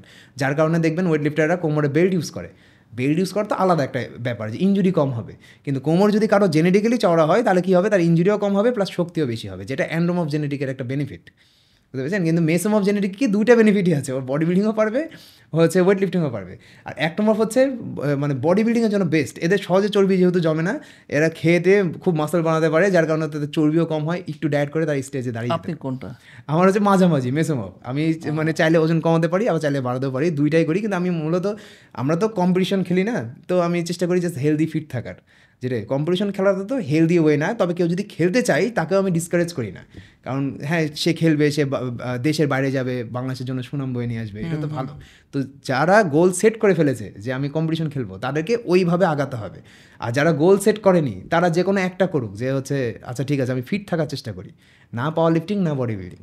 প্রবলেম হচ্ছে আমরা হয় পাওয়ার লিফটার হতে চাই, না হয় বডি বিল্ডার হতে চাই, কিন্তু আমাদের ক্যারিয়ার চয়েস কিন্তু ওইটা না। হয়তো বা কেউ জবে চলে যাবে কিছুদিন পর, বা অন্য একটা প্রফেশনে থাকবে, বিজনেস করবে, কিন্তু সে জিমে এমনভাবে ফোকাস করছে যে অন্য অন্য লাইফে পিছিয়ে পড়েছে। আপনি যদি 7 দিনই, সপ্তাহে 7 দিনই জিমে যাওয়ার চেষ্টা করেন, 6 দিনই জিমে যাওয়ার চেষ্টা করেন, আর ঘন্টার পর ঘন্টা ব্যয় করেন, তাহলে আপনি আপনার ক্যারিয়ারে পিছিয়ে পড়বেন। আর ক্যারিয়ারে যদি পিছিয়ে পড়েন, তাহলে আপনার ওই ফিটনেসের কোনো দাম নাই, ভ্যালু নাই। একজন ফিটনেসের ভ্যালু কখন, যখন আপনি আর্থিকভাবেও সফল, মানে সচ্ছল আছেন, প্লাস আপনার শারীরিকভাবেও আপনি ঠিক আছেন। নাহলে কী হবে, আর্থিক সচ্ছলতা কামানোর জন্য আপনি শারীরিক মানে সক্ষমতা হারিয়ে ফেলবেন আস্তে আস্তে, আবার শুধুমাত্র শারীরিক সক্ষমতা বাড়ানোর জন্য আর্থিকভাবে পিছিয়ে পড়বেন। তো দুইটার ব্যালেন্স লাগবে, এটা হচ্ছে ব্যাপার। একটা জিনিস আমি একটু জানতে চাই, সেটা হচ্ছে যে মেটাবলিজমের সাথে বডি ওয়েটের সম্পর্কটা কি? বডি ওয়েটের সাথে মেটাবলিজমের সম্পর্কটা ওইভাবে না, মানে মেটাবলিজমটা কি, আমরা যে খাবারটা খাচ্ছি সেটা কত দ্রুত অ্যাবজর্ব করতে পারে আমাদের শরীর। এখন আপনি ধরেন আপনার বডি ওয়েট অনেক বেশি, হ্যাঁ, মেটাবলিজম যদি আপনার ফাস্ট হয়, তাহলে আপনি মানে অল্প ডায়েটে বেশি রেজাল্ট পাবেন, এটাই সম্পর্ক। মানে আপনি খাবার খাওয়া, একে তো আপনি যারা হচ্ছে মেটাবলিজম ফাস্ট, তাদের কিন্তু ওজন বাড়াতে অনেক কষ্ট হয়, সহজে বাড়ে না। তারা যদি ওজন বাড়িয়ে ফেলে, কথার কথা সে চাচ্ছে ওজন বাড়াতে, তাকে খাবার খেয়ে অনেক বাড়াতে হবে, হয় কথার কথা তাকে 2000 ক্যালোরি মানে খেতে হয়, তার ওজন ধরে রাখতে তাকে 3000 ক্যালোরি খেতে হবে। সে যদি চেষ্টা করে 100% অ্যাকুরেটলি সে রেজাল্ট পাবে, কিন্তু 3000 ক্যালোরি খেতে খেতে যদি হঠাৎ করে সে 2500 ক্যালোরিতে চলে আসে, সাথে সাথে আবার ড্রপ করবে তার ওজন। মানে মেটাবলিজম ফাস্ট হলে আপনি ওজন কমানোটা সহজ হয়, বাড়ানোটা কঠিন হয়, ভালো না? তো এটা হচ্ছে যে বাড়াতে চাই তার জন্য খারাপ। ধরেন যে কেউ বাড়াতে চাচ্ছে ওজন, তার জন্য খারাপ। এখন আমাদের প্রবলেমটা কি, আমরা ওজন বাড়ানোর জন্য তৈলাক্ত আর চিনি বেশি খাই, সেটা খেলে তো খালি পেট বাড়ে। অনেক মানুষ দেখবেন যে বডি অন্যান্য অঙ্গ ঠিক আছে, মানে পাতলা আছে, কিন্তু পেটটা বড়, রিজনটা কি, তার মেটাবলিজম ফাস্ট, কিন্তু উল্টাপাল্টা খাবার খায়, এটা হচ্ছে ব্যাপার। আচ্ছা, আমার ধরেন তাহলে তো আমি চাই যে আমার মেটাবলিজমটা একটু হাই হোক। মেটাবলিজম হাই হতে হলে আপনাকে যেসব খাবারগুলো আমাদের শরীর অনেক দ্রুত মানে স্লো হচ্ছে আপনার ব্লাড সুগার লেভেল বাড়ায়, সেগুলো খেতে হবে, কমপ্লেক্স কার্বোহাইড্রেট খেতে হবে, আর প্রোটিন টাইপের খাবার খেতে হবে। প্রোটিন যদি বেশি খান, তাহলে আপনার শরীরে আস্তে আস্তে সুগার, প্রোটিন তো সুগার তৈরি করে না আমাদের শরীরে, প্রোটিন কিন্তু গ্লুকোজে রূপান্তর হয় না, প্রোটিন রূপান্তর হয় অ্যামিনো অ্যাসিডে। তো অ্যামিনো অ্যাসিড আপনার শরীরে গেল, আপনার খিদা মিটে গেল, কিন্তু আপনার শরীরে সুগার গেল না, যার কারণে আপনার চর্বি কমতে শুরু করবে আর মাসল বাড়তে শুরু করবে। তখন কি মেটাবলিজম বাড়তে থাকে? হ্যাঁ, তখন মেটাবলিজম বাড়বে। মেটাবলিজম কি, যে আপনি কোনো একটা খাবার খেলেন, সেটা হচ্ছে মানে যত বেশি সময় লাগবে, ধরেন আপনার পাকস্থলীকে সেটা হজম করতে টাইম লাগছে। যেমন সাদা চালের ভাত কিন্তু খুব দ্রুত হজম হয়ে যায়, অ্যাবজর্ব হয়ে যায়। চিনি, শরবত, মানে যেগুলো লিকুইড সুগার, সেগুলো কিন্তু খাওয়া মাত্র অ্যাবজর্ব হয়ে যায় আমাদের শরীরে। যত দ্রুত অ্যাবজর্ব হবে, তত দ্রুত আপনার ফ্যাট গেইন হবে। এদিকে ব্ল্যাক রাইসটা ভালো। হ্যাঁ, রাইস বলতে কি, এখন দেখেন যে খাবার হেলদি আনহেলদি, আমি বললাম যে হেলদি খাবার খেয়ে আপনি ওজন বাড়াতে পারবেন, হেলদি খাবার খেয়েই ওজন কমাতে পারবেন। প্রবলেমটা অ্যামাউন্টে, প্রবলেমটা ফুডে না, বুঝছেন? ফুডের যে প্রবলেম, যেমন আমরা চাইলে খেতেই পারি, একদিন আমি আইসক্রিম খেতেই পারি, কিন্তু বাকি 6 দিন আমি মেনটেন করলাম, তাহলে তো প্রবলেমটা তো ফুডের ইয়েতে না, মানে আইটেমে না, অ্যামাউন্ট। এখন আপনি 6 দিনই যদি আইসক্রিম খান তাহলে তো হবে না। বললাম না, ডেজার্টকে মূল খাবার বানানো যাবে না। ডেজার্টটা ঠিক আছে, সপ্তাহে 2 দিন আমি খেলাম, খুব ক্রেভিং উঠছে তখন আমি ওই সব খাবার খেলাম। কিন্তু ধরেন অনেকে কি করে যে আমাদের দরকার নাই, তারপরে মনে হয় একটু চা খেয়ে নিই, দুধ চা খেয়ে নিই একটু, অনেকে আছে কিন্তু হ্যাঁ কি আছে খাই বসে থাকে। এবার 1 কাপ দুধ চায়ে মোটামুটি প্রায় 115 থেকে 120 ক্যালোরি থাকে, তাহলে আপনি 2 কাপ দুধ চা খেলে 1 প্লেট ভাত খাওয়া সমান ক্যালোরি ঢুকে যাচ্ছে, আপনার কাছে কিছুই মনে হবে না, বুঝছেন? মানে 2 কাপ যদি দুধ চা খান আপনি, আর তারপরে আবার ওখানে যদি কনডেন্সড মিল্ক দেন, তাহলে তো আরও ক্যালোরি বেড়ে যাচ্ছে। আবার কাপের সাইজ যদি বড় হয় তাহলে তো 1 কাপ, একটা বড় সাইজের কাপে কনডেন্স মিল্ক দিয়ে যদি দুধ চা বানান আর খান, তাহলে ওটা খাওয়ার থেকে ভাতে ক্যালোরি কম, 1 প্লেট ভাত খেতে পারতেন ওই জায়গায়। তো আপনার মনে হবে যে আমি কিছুই খাইনি, সারাদিন খালি 2-1 কাপ চা খাই, তারপরে আমার ওজন কেন কমে? এই ভাই আপনি তো প্যারা দিতেছেন ভাই, অনেক প্যারা দিতেছেন। কারণ আমাদের অনেকে আছে যারা চা মানে খুবই মানে পছন্দ করে, রাইট? আমার যেরকম কফি খুবই পছন্দ, মানে আমাকে ভাই মানে আমার কফি খাইতেই হবে, রাইট? তো অনেকে আছে যে চা খুবই ইয়া করে। এখন সেই ক্ষেত্রে তাহলে ভাই আমাদের সেক্ষেত্রে যেটা হচ্ছে যে অনেকে বলে যে আমি হচ্ছে মাথা ঘুরে বা ফোকাস করতে পারি না, সেক্ষেত্রে আপনি চিনি ছাড়া দুধ ছাড়া খাবেন, ঠিক আছে? আর যদি আপনি মনে করেন যে না আমার টেস্ট দরকার, তাহলে আপনি টেস্টের ক্ষেত্রে তো কোনো ইয়ে নাই। কফিতে যদি আমি ক্রিমার ইউজ করি, ওই যে কফি মেটগুলো বা ক্রিমার টাইপের যেগুলো আছে, ওগুলো যদি ইউজ করি তাহলে কোনো সমস্যা? ক্রিমার কি দিয়ে তৈরি করা হয় আগে বের করেন। ভালো লাগতেছে না ভাই মানে আপনি যেটা ভাই না, এখানে এখন বলি, আপনি হ্যাঁ ঠিক আছে দিনে 1 কাপ খেতে পারেন, হ্যাঁ 1 কাপ দেন না ভাই, আমরা অ্যালাউ করেন না 1 কাপ খান, সমস্যা। আমি ওটাই তো বলছি যে এমন না পুরোটা বাদ দেওয়া যাবে না, আপনাকে ততটুকু পর্যন্ত আপনার লিমিট বুঝতে হবে যে যতটুকু পর্যন্ত করলে আমি দীর্ঘদিন কন্টিনিউ করতে পারবো। আচ্ছা, আরেকটা বিষয়, ওই যে স্প্লেন্ডা আছে না বা জিরো ক্যাল, ওগুলো ব্যবহার করা যাবে? ওগুলো ইউজ করলে সমস্যা আছে? জিরো ক্যালে এখন দেখেন যে হ্যাঁ জিরো ক্যালে কোনো প্রবলেম না, কিন্তু দীর্ঘমেয়াদে যদি প্রচুর পরিমাণে জিরো ক্যাল খান, জিরো ক্যাল তো কেমিক্যাল, হ্যাঁ। এখন জিরো ক্যাল কীভাবে প্রসেস করা হয় এখন ফুল কিন্তু সবাই কিন্তু পুরোপুরি ইনগ্রিডিয়েন্ট বলে না, কোনো কোম্পানি যে প্যাকেজ জাতীয় কোম্পানি কিন্তু বলে না যে তারা কী কী ইউজ করেছে এর ভিতরে। জিরো ক্যাল খেলে আপনার শরীরে ক্যালোরি ঢুকবে না, এটা ঠিক, আপনার কিন্তু ওজনও বাড়বে না, কিন্তু অতিরিক্ত পরিমাণে খেলে এটা সাইড এফেক্টটা পরে বুঝে যাবে, বুঝেছেন? এটা হচ্ছে ব্যাপার। এরকম অনেক রিসার্চ পেপার আছে যেখানে জিরো ক্যাল খেয়ে কারো কারো প্রবলেম হয়েছে, কারো কারো হয়নি, হতেও পারে নাও হতে পারে। মানে আস্তে আস্তে কারণ হ্যাবিটটা চেঞ্জ করা। আমার মূল থিমটা হলো যে দেখেন যে যতটুকু পর্যন্ত আপনি যেতে পারবেন ততটুকু পর্যন্ত যান, বেশি গভীরে যেন না, মানে এত বেশি গভীরে যেন না। ধরেন সুইমিং পুলে গেছেন, একদম নিচে যাওয়ার চেষ্টা করছেন, দম আটকে মরে যাবেন। আস্তে আস্তে করে যান, আপনি উপরে উপরে সাঁতার কাটেন না, সমস্যা কি? যতটুকু পর্যন্ত মজা পাচ্ছেন ততটুকু পর্যন্তই থাকেন, সিঁড়িতেই থাকেন। যখন সাঁতার পুরোটা শিখে যাবেন তখন গভীরে যান। আমাদের প্রবলেম হলো প্রথমে উপর থেকে লাফ দিয়ে নিচে যেতে চাই, নিচে যে সোনাটাকে তুলে নিয়ে আসি, কিন্তু সোনা তো থাকে না। ফিটনেস কিন্তু এমন না যে পেয়ে গেলে না থেকে গেল সারা জীবন, এটা কন্টিনিউসলি আপনাকে লাইফ টাইম মেনটেন করতে হবে। ধরেন আমি কথা 1 মাস প্রচুর হার্ডওয়ার্ক করলাম, দুনিয়ার সব থেকে দামি ডায়েট, দামি ট্রেনার, ইনজেকশন, সব হরমোন টরমোন সব ইউজ করে ফিট হয়ে গেলাম, ইনফ্যাক্ট চর্বিও কাটিয়ে ফেললাম নিজের শরীরে। অনেক আছে না চর্বি কেটে ফেলে, অপারেশন করে আউট করে ফেলে, কিন্তু লাইফস্টাইল যদি চেঞ্জ না হয় তাহলে আপনি আগামী 2 মাসের ভিতরে আবার আগে জায়গায় পৌঁছে যাবেন। মানে ব্যাপারটা কি যে অনেক আছে না লটারিতে জেতার মতো টাকা, ধরেন আপনার কোনো নলেজ নাই যে টাকা কোথায় ইউজ করবেন, আপনি যে খাসি কিনবেন, খাসি কিনে খাবেন, গুড এক্সাম্পল। বুঝতে পেরেছেন? লটারিতে টাকা জিতে আপনার ধরেন কোনো বিজনেসের এক্সপিরিয়েন্স নাই, কোনো নলেজ নাই, আপনি কি করবেন? হয়তো বা মেয়ের বিয়ে দিবেন বা কোনো একটা জায়গায় অনেক ধুমধাম করে, মানে যেখানে কোনো খরচ করার দরকার নাই সেখানে খরচ করবেন, একটা গাড়ি কিনে ফেলবেন, গাড়ি কিনে আবার 2 দিন পর অ্যাক্সিডেন্ট করে মারাও যাবেন।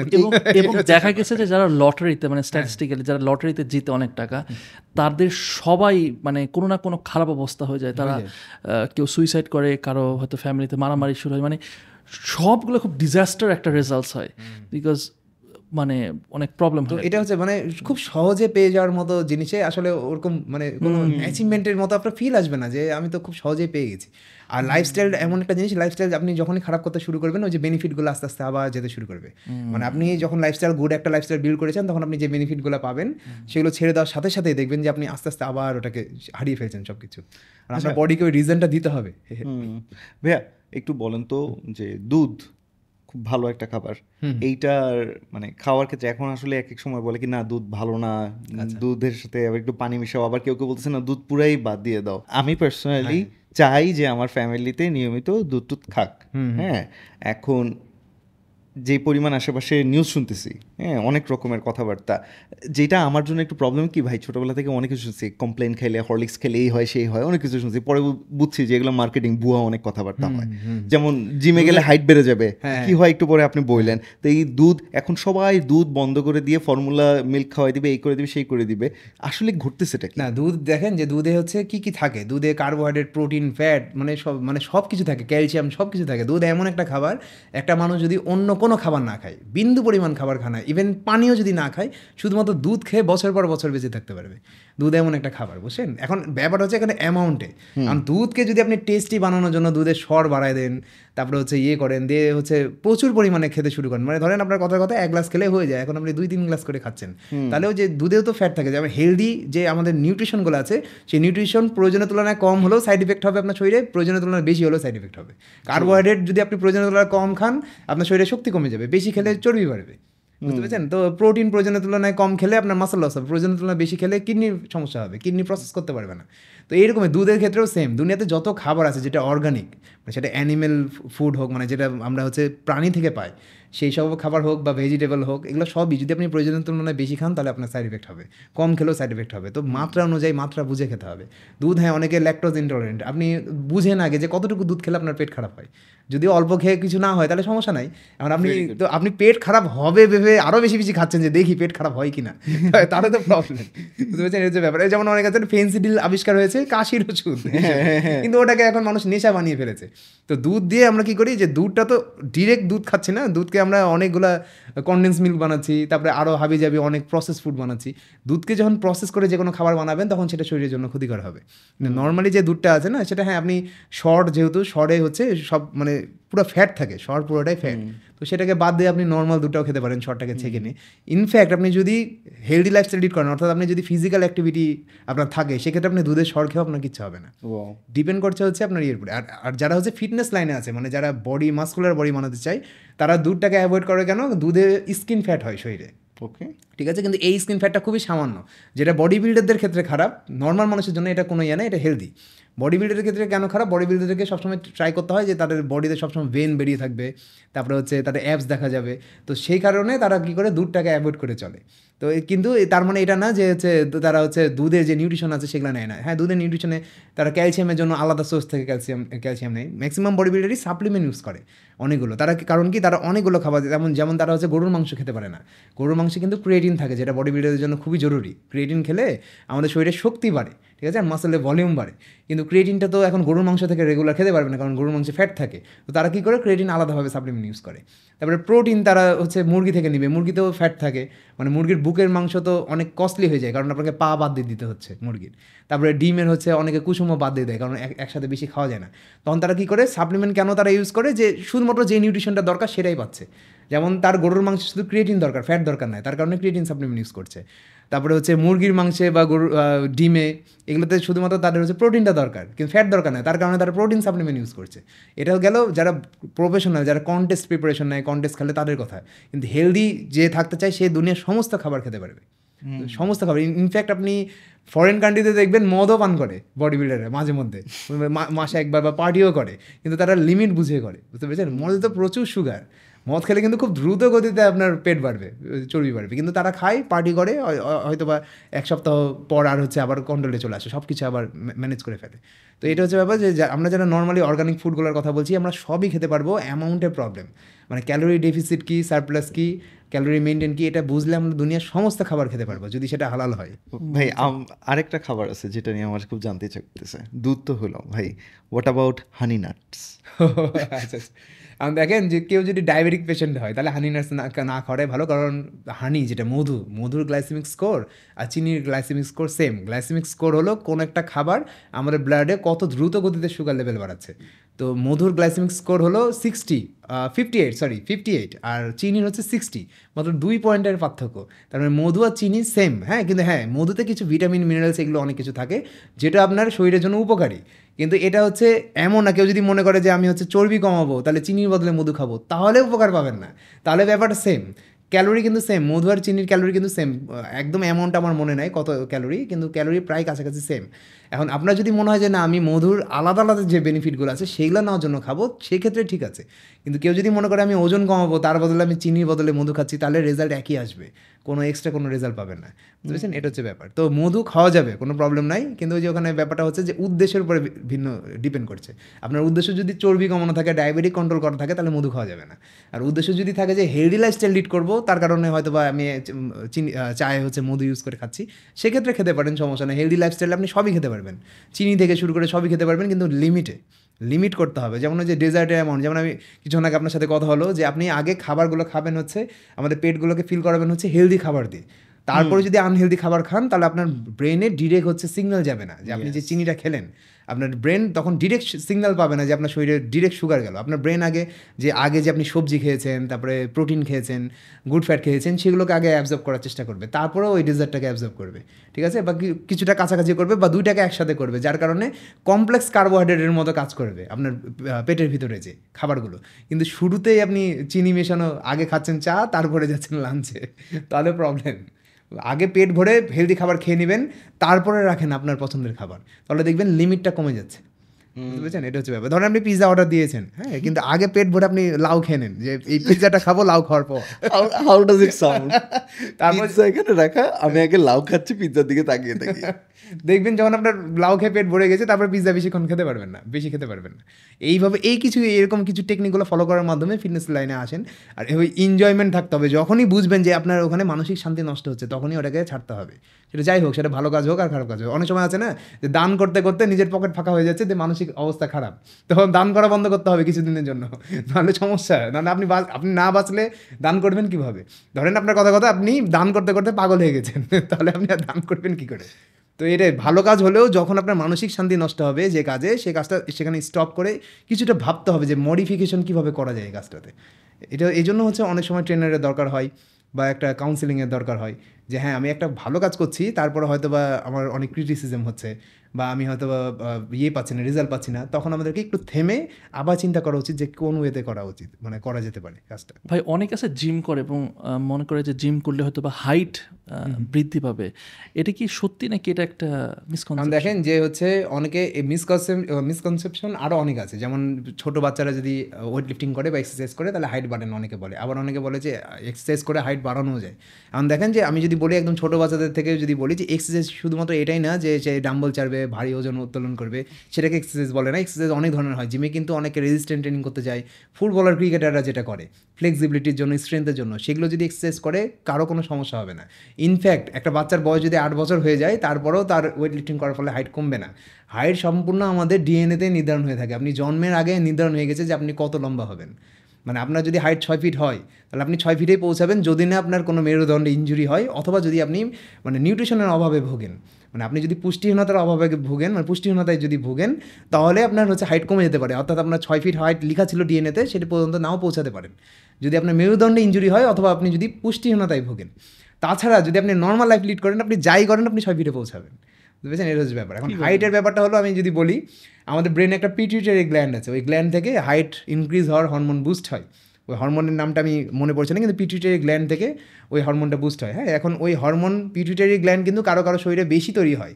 যেমন আপনি গ্রেট খালি দেখেছেন ডাব্লিউডাব্লিউতে, 7 ফিটের উপরে লম্বা, ওর কিন্তু এটা একটা ব্রেনের অসুখ। তার পিটুইটারি গ্ল্যান্ড অতিরিক্ত পরিমাণে হরমোন নিঃসরণ করে, মানে হচ্ছে হাইট বৃদ্ধি করা, যার কারণে সে লম্বা হয়ে গেছে। তার ভাইগুলা কিন্তু ছোট, অত লম্বা না, সেই একমাত্র তাদের বংশে ওই নাকি সব থেকে ছোট, মানে আর আপনার হচ্ছে মানে বয়সে ছোট, কিন্তু তার অন্য যে আপনার হচ্ছে ভাই বোনগুলো আছে, সিবলিংসগুলো আছে, তারা কিন্তু নর্মাল মানুষ। তার ক্ষেত্রে প্রবলেমটা হয়ে গেছে, তার পিটুইটারি গ্ল্যান্ড অস্বাভাবিকভাবে গ্রোথ হরমোন রিলিজ করছিল, যার কারণে সে লম্বা হয়ে গেছে। এবং আমরা যাদেরকে বামন দেখি, যারা অনেক খাটো, হাত পা ছোটো হয়, তাদের গ্রোথ হরমোন উৎপন্নই হয় না, তাদেরও পিটুইটারি গ্ল্যান্ডে প্রবলেম থাকে, যার কারণে হচ্ছে তারা হচ্ছে বামনই থেকে যায় আর লম্বা হয় না। তো আপনি যদি স্বাভাবিক থাকেন, তাহলে বুঝবেন যে আপনার পিটুইটারি সুস্থ আছে, বুঝতে পেরেছেন? এখন আপনি যদি বামন হন অথবা যদি প্রচুর লম্বা হয়ে যান, তাহলে আপনি অসুস্থ। এখন কাছাকাছি ধরেন অনেকে চেষ্টা করে যে আর 1 ইঞ্চি বা 2 ইঞ্চি যদি হাইট বেড়ে যেত, তাহলে খুব ভালো হতো। এখন ডিএনএতে যদি নির্ধারণ হয়ে থাকে, তাহলে আপনি সর্বোচ্চ 21 বছর পর্যন্ত আপনার হাইট বাড়বে। 21 পর্যন্ত যদি না বাড়ে, তাহলে ধরে নেবেন যে আর বাড়বে না, যতই চেষ্টা করেন। তখন দুনিয়ার সমস্ত যত মানে ভালো ট্রেনারই এসে বলুক, আর অনেকে দেখা যায় যে প্রোডাক্টও সেল করে অনলাইনে, আমরা দেখি, কোনো কিছু ইউজ করে লাভ নেই, এগুলো সব স্ক্যাম, বুঝলেন? আপনার 21 বছর হতে হতে আপনার হাইট 95% হয়ে যায়, যতটুকু হওয়ার। 1 মিলিমিটার হয়তো বা বাড়তে পারে। এখন হ্যাঁ, কিছু এক্সারসাইজ আছে যেটা আমাদের গ্রোথ হরমোন বুস্ট করে। তো সেই এক্সারসাইজগুলো হচ্ছে মানে হচ্ছে এটাকে বলা হয় হচ্ছে টিল ফেলিয়ার এক্সারসাইজ, কম্পাউন্ড এক্সারসাইজগুলো যদি আমরা টিল ফেলিয়ার পর্যন্ত করি, মানে হচ্ছে ধরেন কথার কথা আপনি হচ্ছে পুল আপস করেন, পুল আপস একটা কম্পাউন্ড এক্সারসাইজ, মানে যে চিনাবে যেটা ঝুলি আমরা, তো ওটাতে আপনি পারেন 10টা, কিন্তু আপনি আরও 2টা কষ্ট করে চেষ্টা করছেন, তো 10টার পরে যে 2টা অবশিষ্ট 2টা আপনি কষ্ট করে চেষ্টা করলেন, তখন আমাদের গ্রোথ হরমোন রিলিজ হয়।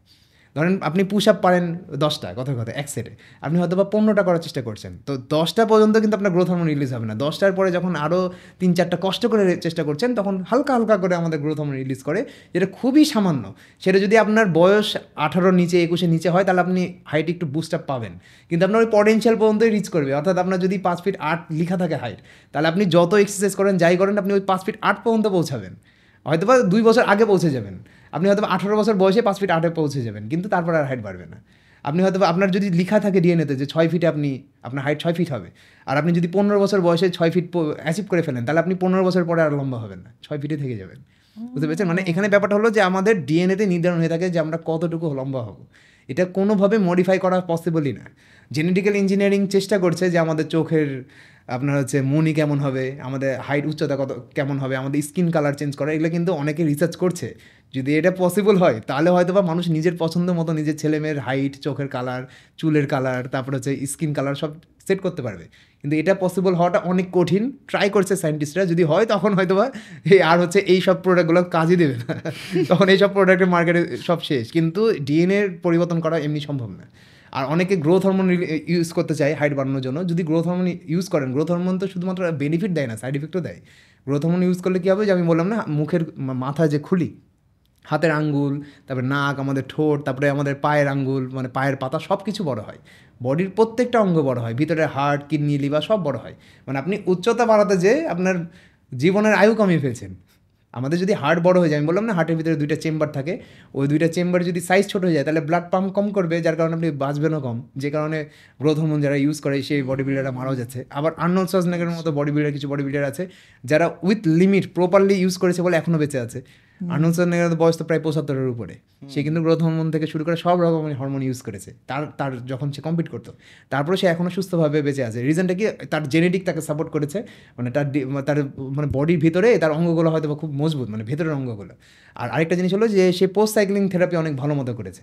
পোস্ট সাইক্লিং একটা থেরাপি হচ্ছে যে আমরা যে গ্রোথ হরমোন নেই, সেই গ্রোথ হরমোনের সাইড ইফেক্টটাকে কমানোর একটা ট্রিটমেন্ট হয়, যে ট্রিটমেন্টটা নেওয়া অবস্থায় আপনি গ্রোথ হরমোন থেকে আপনাকে বেরিয়ে আসতে হবে। তো ওই ট্রিটমেন্টটা নেওয়া অবস্থায় আপনার যে মাসলগুলো ছিল, সেই মাসলগুলো শুকিয়ে আবার ছোটো হয়ে যাবে, আপনি একদম নর্মাল মানুষের মতো হয়ে যাবেন। তো অনেক সময় কী হয়, যে যারা বডি বিল্ডিং কম্পিটিশন খেলে, তারা হচ্ছে তো ফটোশ্যুট করে, অনেক কিছু করে, তারপরে তারা বডির জন্যই সুনাম পায়, বাহবা পায়, মানুষের কাছে বলে ভাই আপনার তো বডি খুব সুন্দর। তো তারা যখন গ্রোথ হরমোন থেকে বেরিয়ে আসে, মানে তারা যখন পোস্ট সাইক্লিং থেরাপি নেয়, তখন তারা কী করে, যে তাদের তো বডি কমতে শুরু করে, তখন মানুষ বলে ভাই আপনার তো শুকিয়ে যাচ্ছেন, ভাই আপনার তো বডি কমে যাচ্ছে, তখন তারা কী করে, ডিপ্রেশনে চলে যায়। তো ডিপ্রেশনে যাওয়ার ফলে তারা কী করে, পোস্ট সাইক্লিং থেরাপি কমপ্লিট না করে আবার নেয় গ্রোথ হরমোন দিয়ে, তাদের ক্ষতিটা যেটা হয়েছিল সেটা না কমিয়ে আবার নিচ্ছে। কারণ কী হয়, যে এই যে বাড়তে থাকে দিয়ে এরকম। এই জন্য কোনো কিছুই লোক দেখানো করা যাবে না, ফিল করতে হবে ভিতরে। হ্যাঁ, আপনি কম্পিটিশন খেলবেন, আপনি কম্পিটিশন খেলার জন্য বডি বানান, তাহলে আপনি আবার সুস্থভাবে গ্রোথ হরমোন ইউজ করলে আপনার কিছু হবে না। আর্নল্ড শোয়ার্জনেগারের মতো উনি কিন্তু কম্পিটিশন খেলার সময় দেখবেন মাসকুলার ছিল, মুভিতে কিন্তু অত বেশি মাসল ছিল না আর্নল্ড শোয়ার্জনেগার, মানে মোটামুটি মাসল, কিন্তু কম্পিটিশনের সময় কিন্তু অনেক বেশি মাসল ছিল। রিজনটা কি? সে কাউকে দেখানোর জন্য করেনি, সে হচ্ছে কম্পিটিশন খেলার জন্য করেছিল। কিন্তু যখন আপনি কম্পিটিশনে খেলবেন, আবার চাইবেন যে মানুষ আপনাকে বাহবা দিক সারা বছর জুড়ে, তাহলে আপনি নিজের ভিতরে মানে ক্ষতি করছেন, মানে লোক দেখানো ব্যাপার হয়ে যাচ্ছে, বুঝছেন? এটা লোক দেখানো ব্যাপার, সেটা যে আর্থিক দিক দিয়ে হোক বা শারীরিক দিক দিয়ে হোক, সেটা আমাদের জন্য মানে কুফলই বয়ে নিয়ে আসে, সুফল আমরা পাই না খুব একটা। ভাইয়া আলহামদুলিল্লাহ, খুবই ফ্রুটফুল একটা ডিসকাশন অ্যাজ অলওয়েজ ভাইয়ের সাথে সবসময়। আর এখন আপনি তো কন্টেন্টও নিয়মিত বানাচ্ছেন ইউটিউবে, ফেসবুক থেকে শুরু করে ইউটিউবে আছেন ভাই? হ্যাঁ, ইউটিউবেও শুরু করেছি, খুব কম। ইউটিউবে হচ্ছে 5000 মনে হয়ে গেছে প্রায় সাবস্ক্রাইবার, খুবই রিসেন্টলি শুরু করেছি। সো আপনাকে দেখে বা অনেকে হচ্ছে নিজেরা কিন্তু জিম ট্রাই করে, সেটা হচ্ছে বাসায় ট্রাই করে, অথবা অনেক কোর্স কিনতে পারে, অনলাইন কোর্স কিনে তারা বাসায় ট্রাই করতে পারে। একজন ফিজিক্যালি ট্রেনারের অবর্তমানে এই ট্রাই করাটা আসলে কতটা ভালো বা খারাপ কি হতে পারে? ট্রাই করতে পারেন, আমিও ট্রাই করেছি। মানে অনেকে বলে যে ট্রাই করতে যেয়ে যদি হচ্ছে ক্ষতি হয়ে যায় বা কিছু হয়, যদি আপনি ফ্রি হ্যান্ড এক্সারসাইজগুলো করেন, বডি ওয়েট এক্সারসাইজগুলো করেন বাসাতেই, সেগুলো করলে কোনো ক্ষতি হওয়ার সম্ভাবনা খুব কম, যদি আপনি তাড়াহুড়ো না করেন। মানে অনেক আছে না যে মানে তাড়াহুড়ো করে রেজাল্ট চায়, খুব জোরে জোরে, মানে শরীরের সর্বোচ্চ শক্তি দিয়ে ইউজ করে, মানে প্রোগ্রেস পাওয়ার জন্য সর্বোচ্চ যা পায় সবই করে ফেলে। তো সেটা করা যাবে না, আপনাকে করতে হবে যে টেকনিক ফলো করতে হবে। আপনি বিগিনারদের ওয়ার্কআউট ফলো করেন, ইউটিউবেও দেখতে পাবেন যারা বিগিনাররা কী করে সেগুলো ইউজ করতে শুরু করেন। তো অনেকে বুঝতে পারে না যে সে বিগিনার নাকি সে অ্যাডভান্স, প্রথম দিনই অ্যাডভান্স লেভেলের ওয়ার্কআউট করতে শুরু করে। সেটার জন্য আপনি হচ্ছে হয় একজন নিউট্রিশনিস্ট বা একজন হচ্ছে যে ট্রেনার, যেমন আমাদের টিমে অনেক ট্রেনার আছে, তাদেরকেও হায়ার করে অনেকে, অনেক সময় নক দেয় আমাকে, যেমন ভিডিও বানানোর পর তো অনেক বেশি আসে, তো আমরা ট্রেনার প্রোভাইড করি। আমি নর্মালি নিজে কনসালটেন্সি দিই না, কারণ আমি এখন মূলত আমাদের বিজনেসটাই দেখি আর এই যে ভিডিওটা বানাই মানে ফ্রি টাইমে, তো আমি হচ্ছে কাউকে কনসালটেন্সি দেই না। কিন্তু আমার আন্ডারে কিন্তু অনেক ট্রেনার আছে যারা আমাদের জিমগুলো চালায়, তারা হচ্ছে আবার অনলাইনে ট্রেনিং দেয়। তো তারা হচ্ছে মিনিমাম একটা চার্জের বদলে আপনাকে একদম অ্যাকুরেট কীভাবে ডায়েট করলে আপনি মানে বেস্ট রেজাল্টটা পাবেন, আপনি যে কষ্টটা করছেন সেই বেস্ট রেজাল্টটা পাবেন সেটা পেয়ে যাবেন। কিন্তু যদি কারো অ্যাবিলিটি না থাকে তাহলে সে বাসাতেও ফ্রি হ্যান্ড এক্সারসাইজগুলো করলেও খুব একটা হবে না, যদি তার বয়স অল্প হয়, 30-এর নিচে হয়। যাদের বয়স 40-50-এর উপরে তারা অবশ্যই ট্রেনার নিতে হবে, কারণ আপনাদের এমন একটা এজ হয়ে গেছে যে এই এজে যদি একটা ইনজুরি হয় তাহলে সেটা রিকভার হবে না। যারা 25-এ আছে, 30-তে আছে, তারা ইনজুরি হলেও রিকভার হয়ে যাবে। আমার মতো যারা হ্যাঁ আফটার 40 যদি আপনার ইনজুরি হয়, নাফিস ভাইয়া আপনার জন্য তাহলে টাফ। তো ট্রেনার নিয়ে নিলে খুব ভালো। অ্যাবিলিটি থাকলে ট্রেনারের পিছনে খরচ করেন, কারণ আপনার তো শরীরের ব্যাপার, এটা শরীরের জন্য আমরা অনেক কিছু করছি, আমরা খাবারের পিছনে খরচ করছি, জামা কাপড়ের পিছনে খরচ করছি। তো যদি অ্যাবিলিটি থাকে তাহলে শরীরের পিছনে খরচ করেন, আর যদি অ্যাবিলিটি না থাকে তাহলে হচ্ছে টুকরো করে নিজে নিজে শিখতে পারেন। নিজে নিজে শিখলেও পারবো না না তুই পারবি। দেখেন, এর আগে আপনি 1 বছর আগে যখন মোটিভেট করে গেছিলেন তখন আমি প্রায় 80 কেজির কাছাকাছি ছিলাম, আজকে 7 কেজি কমিয়ে 73 কেজির কাছাকাছি। নেক্সট টাইম আপনার সাথে যখন দেখা হবে তখন আপনি বলেন আমাকে একটা গোল সেট করে দেন, আমার কি ওয়েট আরো কমাবো নাকি মাসল বিল্ড করবো, কি করা উচিত আপনি বলেন? আপনার আর মাসল ওয়েট কমানো যাবে না, মাসল বিল্ড করতে হবে, অতিরিক্ত নিচে যাওয়া যাবে না, মাসল বিল্ড করতে হবে। এখন দেখেন যে আমরা অনেক সময় ওজন কমাতে গিয়ে আমাদের হাত পা মুখ সবই শুকিয়ে যায়, কিন্তু পেটটা সহজে শুকায় না। এখন আপনার যতটুকু অবশিষ্ট পেট আছে এটাকে কমানো ট্রাই করতে হবে। এটা করতে হবে কিভাবে, আপনি যদি টুকটাক যে রেজিস্ট্যান্ট ট্রেনিংগুলো আছে সেগুলো করলে আপনার ওই পেটের ওখান থেকে রেজিস্ট্যান্ট ট্রেনিং হচ্ছে যেগুলো আমাদের মাসেলে প্রেশার ফেলে, ঠিক আছে, মানে হাইপারট্রফি এক্সারসাইজ বলে এগুলোকে, যেগুলো আমাদের মাসল বিল্ড করতে সহায়তা করে। এগুলো হচ্ছে বাসাতেও করা যায়। আমি আগেও বললাম যে মানে আমাদের মাসল কিন্তু জানে না যে আপনি ডাম্বল চেয়ারে ব্যায়াম করছেন নাকি ফ্রি হ্যান্ড এক্সারসাইজ করছেন। মাসল ফিল করে প্রেশার। মানে আপনি যদি দেখবেন অনেক সময় আছে না, ছোটবেলায় কান ধরে উঠবস করার 2 দিন পর প্রচুর পা ব্যথা করে, রিজনটা কি আপনার মানে আনওয়ান্টেড প্রেশার পড়ে। মানে আপনি ধরেন কান ধরে উঠবাস করছেন, স্যার তো বুঝছে না ব্যাপারটা আছে, ওই বাসায় যে ওর ব্যথা হবে। ভাই আমি তাহলে বাসায় গিয়ে ফ্রি হ্যান্ডস হচ্ছে পুশ আপস, তারপরে ওই যে সানসেট ভাইয়া ধরে একটু বাসাতে যদি বলি যে বেঞ্চ ডিপস করতে পারেন বা চেয়ার ডিপস করতে পারেন, গুগলে সার্চ দিলে হবে BENCHDIPS বেঞ্চ ডিপস। সেটা বেঞ্চের সাথেও করা যাবে, সোফার সাথেও করা যাবে, বেডের সাথেও করা যাবে, যার সাথে করবেন মূলত সেটার নাম হচ্ছে ডিপস। তো ডিপস যার সাথে করবেন সেটা সেই নাম যোগ হয়ে যাবে। দেখান না এখানে আর দেখাচ্ছি না। তো এটা হচ্ছে ব্যাপার। তো এই বেঞ্চ ডিপস সার্চ দিলে পেয়ে যাবেন, খুবই সিম্পল এক্সারসাইজ। তারপরে আরেকটা যেটা করতে পারেন সেটা হচ্ছে পুশ আপ, যেটা বাসাতে কোনো ইকুইপমেন্ট লাগে না। বেঞ্চ ডিপস, পুশ আপ, আর একটা হচ্ছে লাঞ্জেস, LUNGES লাঞ্জেস। এটা হচ্ছে পায়ের এক্সারসাইজ, লোয়ার বডি এক্সারসাইজ কিন্তু খুবই ইম্পর্টেন্ট। অনেকে করতেই চায় না। লোয়ার বডি এক্সারসাইজ করলে আপনার পুরো বডি হালকা লাগবে, আপনাকে মনে হবে যে, কারণ আপনার পুরো বডির ভার, কোমর উপর থেকে পুরো বডির ভার তো আপনার পা নিয়ে রেখেছে। পা যখন স্ট্রং হবে তখন আপনার উপরের ওজন বেশি হলে আপনার হালকা ফিল হবে, বুঝতে পেরেছেন? এই জন্য পায়ের শক্তি বাড়াতে হবে। আর একটা হচ্ছে বডি ওয়েট স্কোয়াট, এই কয়েকটা এক্সারসাইজ করলেই খুব ভালো। আর বাসাতে যদি পুল আপের একটা স্ট্যান্ড লাগানো যায়, পাইপ ঢুকিয়ে দিয়ে ওয়ালের ভেতরে, অনেকে পাইপ সেট করে বা কিনতে পাওয়া যায়, তাহলে আপনি ফুল বডি ওয়ার্কআউট করতে পারবেন বাসাতেই। এটা হচ্ছে ব্যাপার, মানে খুবই লো কস্টে। সাথে যেটা করতে হবে যে চিনির ইনটেক আর অতিরিক্ত ভাজা পোড়া খাবার আর প্যাকেজ জাতীয় খাবারের ইনটেকটা সপ্তাহে 2 দিনের বেশি খাওয়া যাবে না, মানে যদি চেষ্টা করেন। আর যদি খানো খুবই কম পরিমাণে খেতে হবে। এবার করেন মানে যতটুকু মানে ক্রেভিং উঠছে খেলাম, ঠিক আছে, মানে পেট ভরার জন্য খাওয়া যাবে না, ক্রেভিং মেটানোর জন্য খাওয়া যাবে, ঠিক আছে? এটা হচ্ছে ব্যাপার। যেমন চা খেতে ইচ্ছা করছে, আচ্ছা ঠিক আছে 1 কাপ পুরোটা না খেয়ে 1/2 কাপ খাওয়া শুরু করেন, এভাবে ট্রাই করেন। তাহলে হচ্ছে ক্রেভিংটাও মিটে গেল, কিন্তু হচ্ছে আপনার বেশি ক্যালোরি ঢুকলো না বডিতে। তো এই কয়েকটা জিনিস টেকনিক ফলো করলে ফিট থাকবেন। ফিট থাকার জন্য অত কোনো সায়েন্স নাই, মানে ফিট হওয়া খুবই সহজ। মানে আমাদের সব থেকে বেশি চ্যালেঞ্জেস ফেস করতে হয় হলো যখন কেউ বলে কম্পিটিশন খেলবো ভাই, বা আমি একটা ইয়েতে যাবো, হচ্ছে ডিফেন্সের জব আছে, ওখানে ওজন কমে যেতে হবে, বা ওখানে পুল আপস করতে হবে, করে দেখাতে হবে, ফিজিক্যাল টেস্ট হয়।